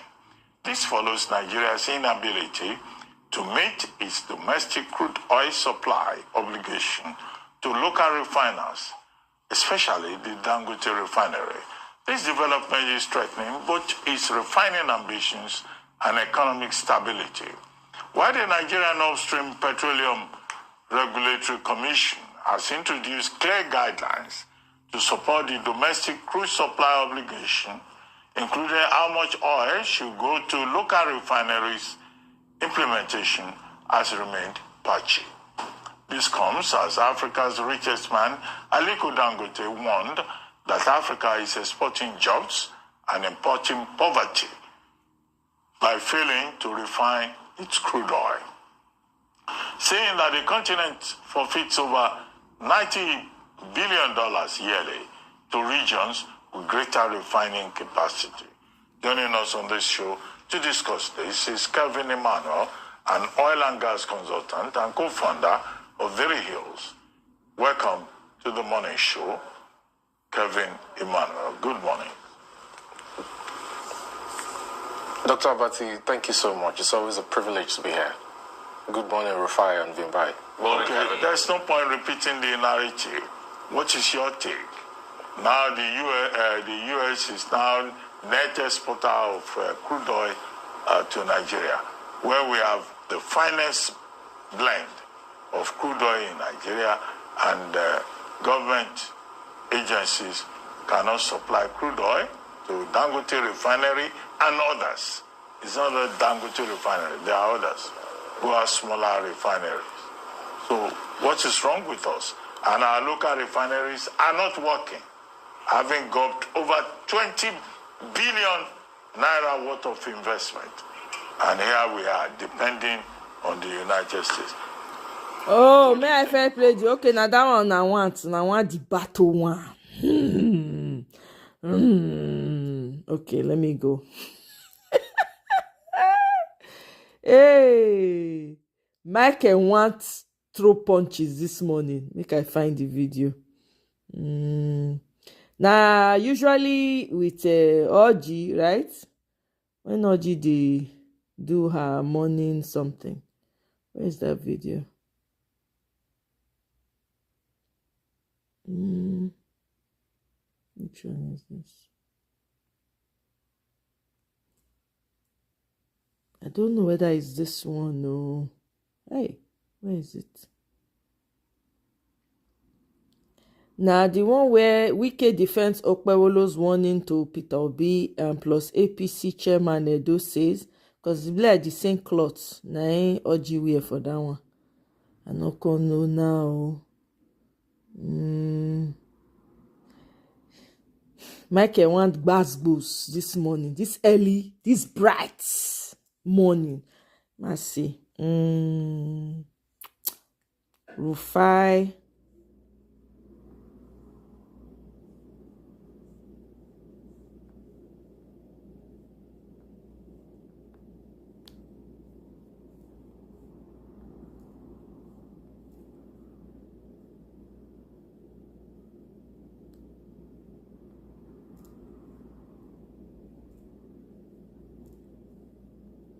Let's see.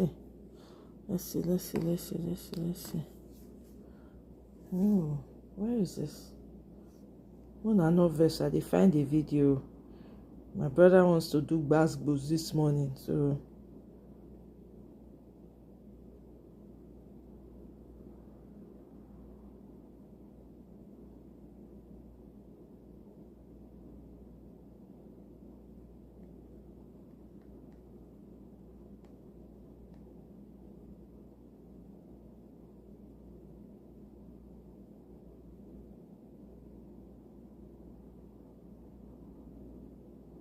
okay, I'm just going to play one of these people's let me see. Let me play hold on. Let's check this out. The Minister of the Federal Capital Territory, Nyesom Wike, held a Thanksgiving service in Abuja on Sunday to celebrate the successful completion and inauguration of various FCT projects. The Thanksgiving followed a 19-day project inauguration exercise that began on June 10th, commemorating President Bola Ahmed Tinubu's second anniversary in office. Key projects inaugurated included the newly renovated Abuja International Conference Center, which was renamed after President Bola Ahmed Tinubu and cost 39 billion naira to renovate. The expenditure drew criticism, which Wike defended by stating that those criticizing the project do not have good taste, and that Nigeria, as the giant of Africa, must have world-class facilities. Wike revealed during the Thanksgiving service that the renovated center generated over 700 million naira in just 3 weeks, compared to the 50 million naira annual revenue it previously brought in. Wike also used the opportunity to criticize opposition figures, accusing them of being primarily interested in rescuing their stomachs rather than the welfare of Nigerians. He said Peter Obi can never be president again and that his time has passed. Let's take a look. Do you know what eating cucumber can do to your liver? All right, let's get to it. Thanksgiving for FCT project. God, I beg you. Over 7. This guy voice, they annoy me. Last week, Wike reacted to... Anointing felony. But before I come to you, last week, Wike reacted to former Minister of Transportation, Rotimi Amaechi, who described his wife as an industrialist during a live television interview. Wike dismissed the claim, stating that Amaechi's wife, Judith, allegedly amassed wealth from NDDC funds. Wike claimed that she received 4 billion naira monthly from the NDDC for a year, totaling 48 billion naira under the guise of training Niger Delta women. Wike urged President Tinubu to release a forensic audit report of the Niger Delta Development Commission, which will buttress his claim. He vowed to resign as FCT minister if the forensic audit report, when released, does not corroborate his claims against Amaechi and his wife. Let's take a look. Amaechi's wife company every month 4 billion naira to train Niger Delta women for 1 year, 48 billion naira. And that, the forensic report audit is there. Who killed it? Was Malami? The Attorney General then. The Attorney General then. One of the people we are talking about. You privy to that document? Or is it a crime to get a contract from government? 4 billion naira a month to train Niger Delta women. 4 billion naira. My former Attorney General Malami killed that document because to protect those who are concerned. Let them read the document. If what I'm saying is not in the document, I will resign at the middle of the city. Okay. Vimbai, over to you. I just want you to unpack both stories. Yes. Really quickly. I'll be very brief so that everybody can also get a chance to comment. So let's begin with the altar, the pulpit, the sacred place where, of course, it is a part of Christian faith to come and testify when you feel God has done something for you. You come and you tell people the story, your testimony. It's a very important part of the faith. But, where it got a bit confusing is when we left from, we veered off from personal testimony and we've now started using the pulpit to criticize other people and, to cast aspersions on other people and so forth, which was a little bit confusing. And then it also begs the question that, okay, so he's doing the work that's expected of him as an appointee. So we now wonder what's happening in government if we're celebrating having done what's expected of us. It means that maybe we set the standard a little bit low for what our expectation is. Nevertheless, those revelations were also quite jarring, especially with regards to the revenue being made from the conference center. And many people are saying, well, that's why some people are so opposed to the president, because the place they were using to line their pockets has been taken from them. So, based off of that, I think a lot of people were just left with their jaws dropped as the revelations from the pulpit on a Sunday morning. And then lastly, I think that had followed what had happened on Friday night, where, everybody was glued to Channel TV for an hour or so when we heard so many things. Hold on 1 second. Because you have a minister of the Federal Capital Territory who has done, some projects, who has spent about 11 days. They're very childish. And that's why we'll question it. Now, let's make the point that this constitution... I emphasize again... I'm trying to move to where they have the conversation. All these other ones. The techniques and... Let me see. Can all of these people just focus on that? I'll be quick. You have to be, because we have other stories. Oh, yeah. Okay.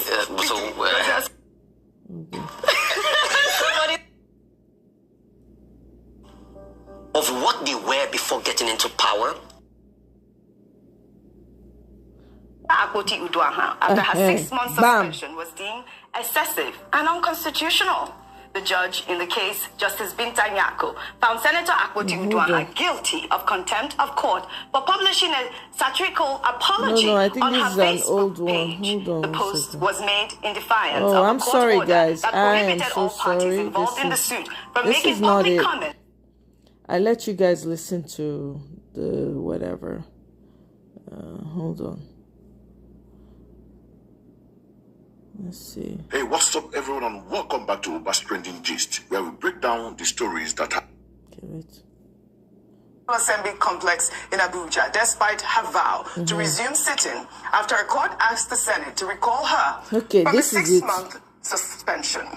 When she arrived at the National Assembly, she was initially stopped by security operatives at the first gate. She then elated from her car and proceeded on foot, accompanied by supporters, including activist Aisha Yusufu. However, she was stopped again at the second gate, which was locked against her. She took the opportunity to address the press, stating, among other complaints, that some of the senators who are against her should be in jail. Let's take a look. The fact that I've been denied entrance is a statement being made. Our narratives are being shaped, history is being formed and shaped, and policies, again, all of this work together through intentional actions like we have done today. It's on record that the National Assembly under Akpabio has decided to be in contempt of the court's decisions. And it's quite ironic because they are actually lawmakers. So that puts to question how far and how ripe is Nigeria's democracy in this day and age. And Nigerians should know that I am not facing charges of corruption. I'm not facing charges of embezzlement. I'm not facing charges of drug abuse. And neither am I facing charges of murder. And it's ironic that the people who are actually testifying as witnesses in the two federal government cases have cases at EFCC, have files at EFCC on record that they have actually embezzled state funds running into billions. So it's really, let me say this, it's very important I do mention the flip of our judicial system, the flip of how institutions are being utilized to oppress people who are innocent. If this is a country that if Nigeria works, if our institutions are truly independent and strengthened, then there's no reason why some of these fellows who sit there as senators should even be in the Senate in the first place. They should actually be behind bars, and I'm saying that. And I do pray and hope that it is by my actions today and by voices of Nigerians all around, whether in the country or in diaspora, that we speak up and ensure that this injustice that is being meted against me, this persecution meted against me, will not stand. All right, you know, there's been a lot of reactions, some against and some for Natasha Akpoti's appearance at the National Assembly. And I'll take this one from Pragmatic DB. They wrote, Natasha and Theatrics are Siamese twins. She knows she would not be admitted, but wants to create drama. Congratulations, Natasha, for giving social media content. But lawmaking is not about creating scenes and drama. Unfortunately, Natasha is making things worse for herself. Those advising and encouraging her to double down on these types of things, to take this line of action, are her arch enemies. She will realize this one day. Well, another ex-user wrote, in support, I love this woman for her bravery and her firm resolve to stand against injustice and oppression. If you are in the opposite side of the political spectrum, be fierce and firm in your opposing views, not like others that chicken out to offer support to the ruling party, of course, APC, so they could retain their coveted position in 2027. Shades. Such are driven by the love for power, not by altruism. If we have more of her kind in the Nigerian polity, things would have been different. Dr. Basi, you said that you'd like to clarify some of her statements that she made there. We know that the Senate president has appealed the judge's ruling, and I believe she had brought out the appeal saying that it is not the National Assembly that appealed her judgment. It was Senator Godswill Akpabio. Your thoughts? Okay, it seems to me that this whole drama is unfortunate. There's too much theatrics, with one party going on appeal, with another party also threatening to go on appeal. Now, the best place to resolve the matter is in the court of law. It's not in the media, it's not on the streets. However, I think that the whole argument is about the interpretation of the ruling of the court. And we have found ourselves in a situation in this country whereby the ruling of the judiciary is subject to various interpretations. Lawyers will not always agree anyway, but I think that judges need to be very clear in what they say about particular cases.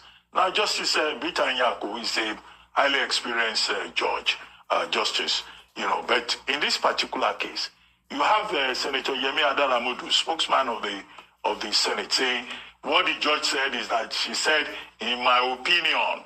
And I've said here that there's a difference between what a judge says, by the way, and what is the main substance of the case. Now, we have had judges in this country in the days of Irikefe, Esho, Okuta, Bello, who will go and say, we are activist judges. This is what we say, no matter whose ox is God. But if you look at the CTC, the certified true copy of that statement, the judge talks about Section 60, about A.G. Bendel versus A.G. Bendel versus A.G. Bendel and 20 others versus A.G. Federation and all of that. Section 60, which gives the Senate powers to regulate its own affairs, and just express an opinion about 180 days. And then said, in my opinion, I think you should look at your laws. An activist judge will just say, look, I affirm, I insist, I declare, I direct. Judges give declarative, injunctive, positive orders. In that ruling, there was no declarative or positive order given on that particular matter. So you find lawyers on both sides doing their own interpretation. I thought Yemi said that there was a directive order saying that Natasha had to apologize. No, that's the directive order, which is what we have said is a ratio in this particular case. So even the complainant, even the affected party in this case, she has not apologized. She has not done the newspaper rulings, because there's also some vagueness about who the apology should be directed to. The Facebook satire that Senator Akpoti put out, the main victim is Akpabio and the Senate. Now, again, the judge was very careful, just say, oh, this is contempt to the court. I think our judges need to be more activist, they need to be more assertive, and this is not me criticizing Senator Bita Yako, but I think the ambiguity in many of these rulings creates a situation whereby, litigants will now start interpreting the law and all of that. But whatever it is, the best place to seek clarity is still the law. All right. It's still the law court, not on the streets. And that brings me to my final point, which is as follows. Senator Natasha Akpoti mobilizing street urchins to storm the national... street urchins? Dr. Batoya. Well, I saw some people, behaving like street urchins. Okay. Going to the National Assembly, I think it's also wrong. Because within the purview of the law, it amounts to self-help. It amounts to taking the laws into your hands. Whatever the interpretation of the law on either side, it does not lie in your powers to enforce the law. If you see any ambiguity, as I've said, resulting from the nature of the ruling, you go back to the same court. And I think all of us should operate within the purview of the rule of law, not, resort to self-help, and not mobilize street urchins to enforce whatever our interpretation of the law is. Dr. Mati, talking about this ambiguity, like you have highlighted, the last time I took this story, I believe I quoted Senior Advocate of Nigeria, Femi Falana, and I'll read that quote again, in which he said, he emphasized that the Senate cannot disregard the court's decision, stressing that once a court has delivered a determination, whether by judgment order or recommendation, it becomes binding and enforceable under Nigerian law. And this is Senior Advocate of Nigeria. That's the interpretation.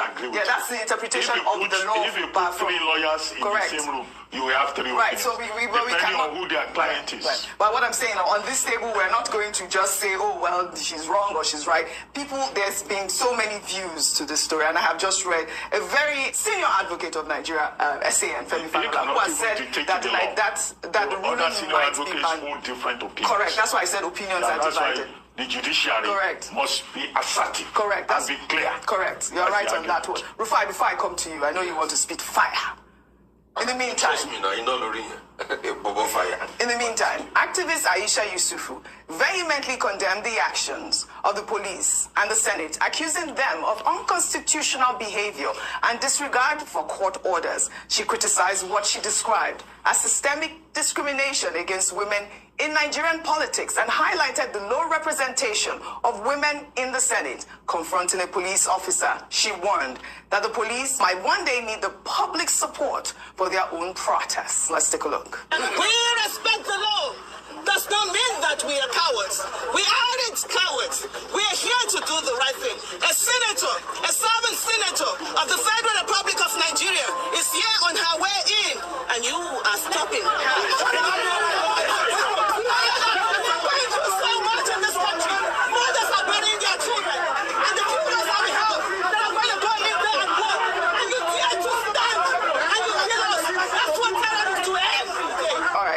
Yusufu there. You know that she's such a strong advocate, women's rights advocate. Why are you laughing? A strong street urchin. No, I never said. I said strong advocate. Go ahead. Rufy on fire. With due respect, those that followed Natasha, they were not street urchins. They were bold Nigerians that stood for their convictions and what they believe in. Secondly, I'm here with the CTC and it's clear. Let's not dilly all over this matter. Let's look for empirical facts. Thus, an order is hereby made for the plaintiff to pay a fine in sum of 5 million naira to the federal government treasury and publish a public apology to the court in 2 dailies on a Facebook page within 7 days to purge herself of contempt. Those are facts on ground. So the apology is not to the Senate. And let's not stop rigmaroling this thing. It's to the courts. I think we've stated that over and over again. That's why I had to read the CTC. Thirdly, for those saying that it's a public spectacle, I'm sure we have selective amnesia in this country. We forgot. How did allegations by Natasha Akpoti lead to her being recalled? When the other camp was doing the recall process, was that not a public spectacle? Who was the first person to come on this table after that incident happened in the Senate that day? Wasn't it Senator Waboy that came to speak in favor of Senator Godswill Akpabio and berated Senator Natasha Akpoti? He sat down on this seat you were sitting that day. And as regards the judgment, the reason why Senator Akpoti did appeal the judgment was, and I have also seen a cross appeal to that 5 million thing, was that there were lots of procedural issues. Everybody knows, if you want to institute a process of contempt, there's only coming from 48 and from 49. And also, during the process, there had been allegations that the other parts also perpetrated a level of contempt, because the so-called parts where they dogged Senator Akpoti for, for writing the Facebook post, the lawyers representing the other party also wrote some things in the paper where everybody was supposed to go off. And they were speaking to the media. They were speaking to the media. In fact, they had more airtime. As Senator Akpoti, they are empirical facts. Let's call a spade a spade. Thirdly, the judgment. The judgment is clear. If we want to regoo room and we want to act funny, when we want to do a K, we act funny.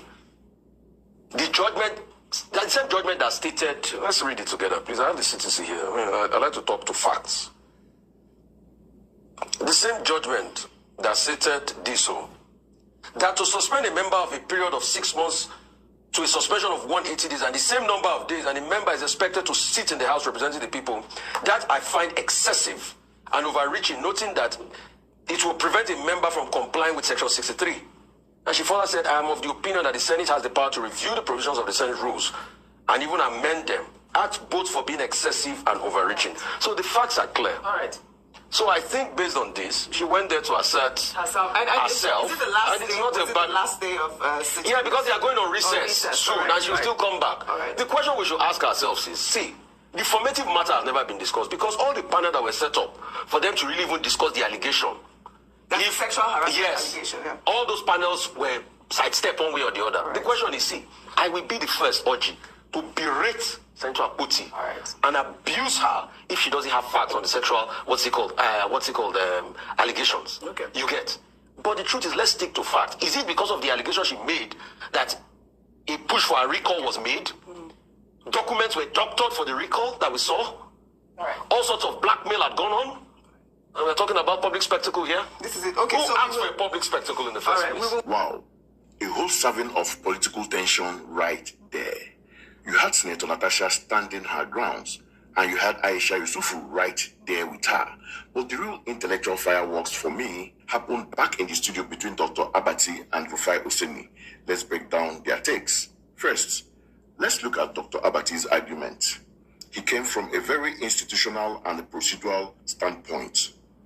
He framed Senator Natasha's action as theatrics and self-help. He argues that the court ruling was ambiguous, pointing out that the judge used the phrase, in my own opinion, which he believes doesn't constitute a direct positive order that the Senate must obey without question. His core message was, this is a legal matter that should be settled in the court, not through protest on the street. And he controversially referred to her supporters, which include activists Aisha Yusufu, as street urchins. Dr. Abati's perspective is that of a seasoned political insider who believes in the sanctity of institutional processes. To him, you don't challenge the system by storming the gates. You challenge it by filing more motions in courts. It is a very traditional and some might say rigid interpretation of the rule of law. Then you have Rufai, who came in with receipts. He directly countered Dr. Abati by focusing on the empirical facts of the case.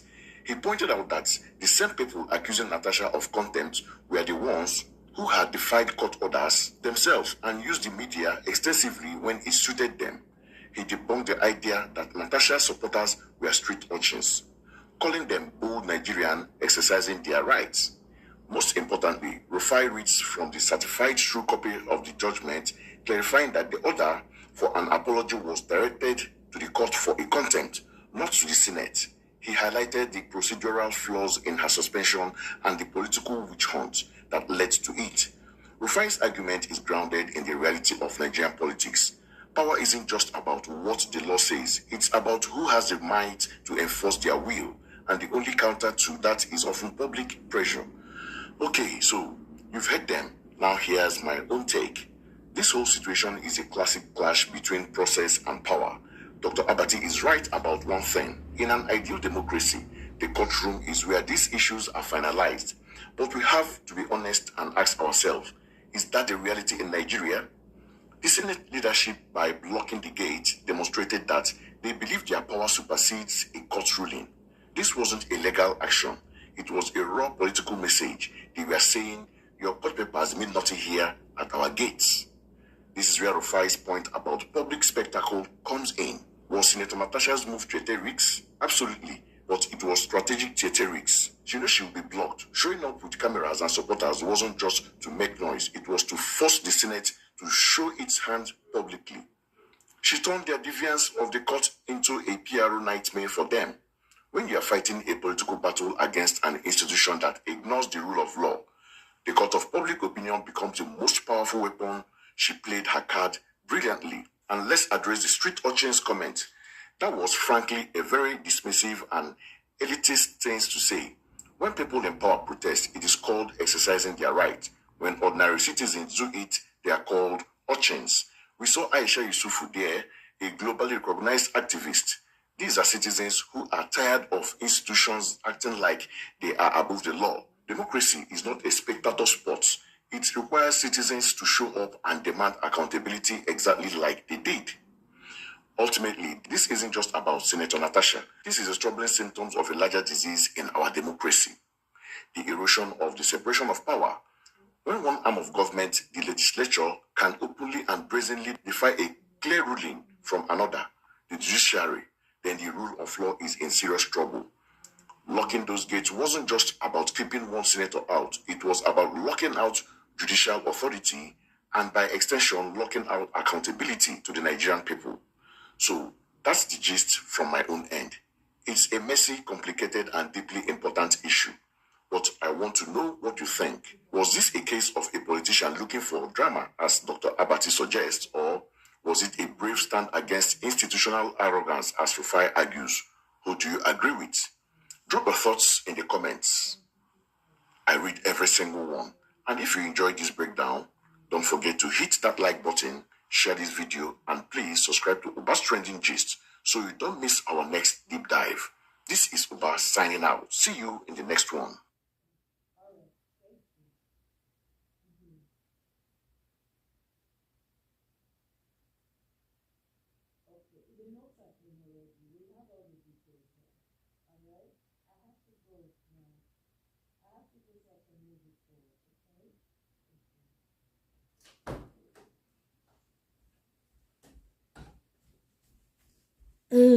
When I don't do gbas finish. Aha. Anyway, my people, make I end am for you. Make I go do other things. Chill Power, welcome. Oh, Agbaya, Akpoti is a brown envelope. Hey, oh my goodness. Nigeria is where Nigeria, the problem when the Nigeria not be here. Una know say they don't accept Abure. I just dey see am now. INEC accepts Abure Labour Party list for election. Hey, Nigeria cannot stop sucking you per second though.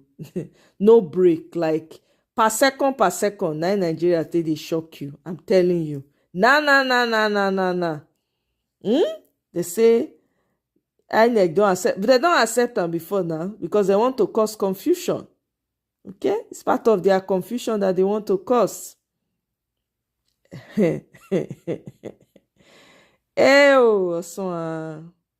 Kai. Nigeria has been beaten down so bad. It's not funny. I don't even know. See wetin Kwakwaso talk. He say President Tinubu's government neglects the north and develops southern Nigeria. Please, can we be very clear? Can somebody go and correct Kwakwaso? Let him say that Tinubu develops the southwest. Not even southwest, Lagos. He neglects the north and develops Lagos. Please.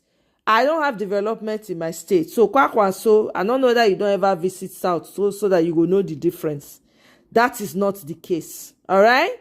Some of the south, the places in the south are even worse than the north in infrastructure. We hardly even have any. Now, only Lagos. So, please, let's get our facts straight.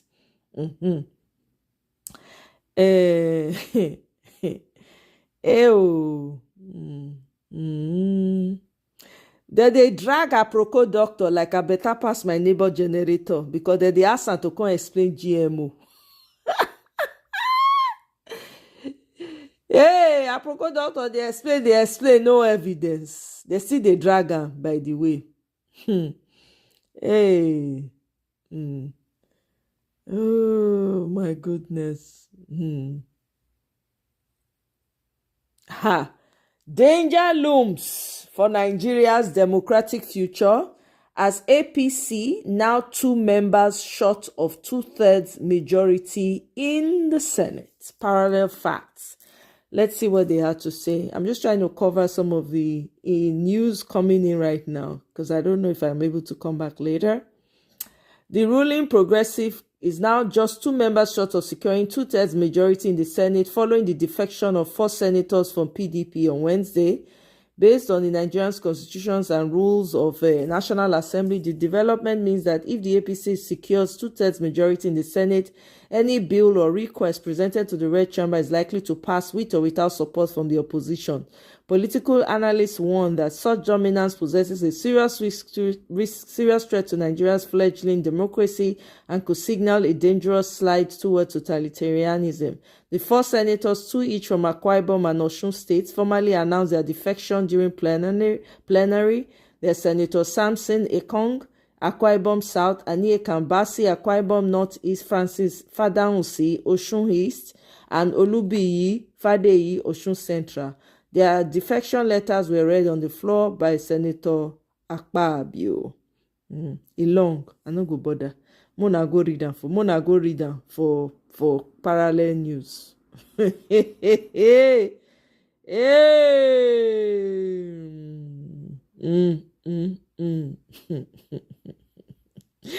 Somebody is asking, why is Nigeria important to Bill Gates that they even had to do skit?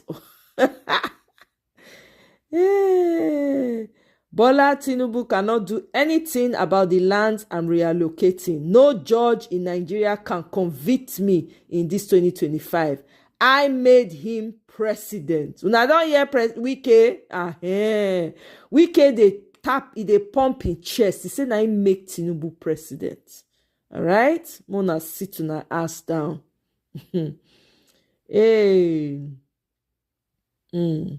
Ex-INEC Residential Rec Commissioner Yuwata replaces Ganduje as APC National Chairman. We don't already talk that news before. Oh,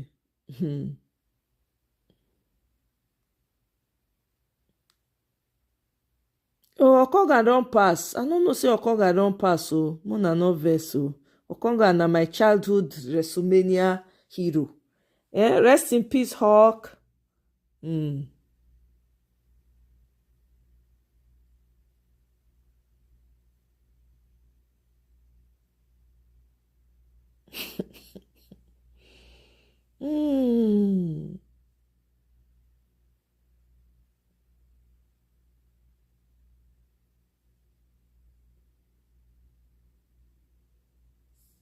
Okay, here's something.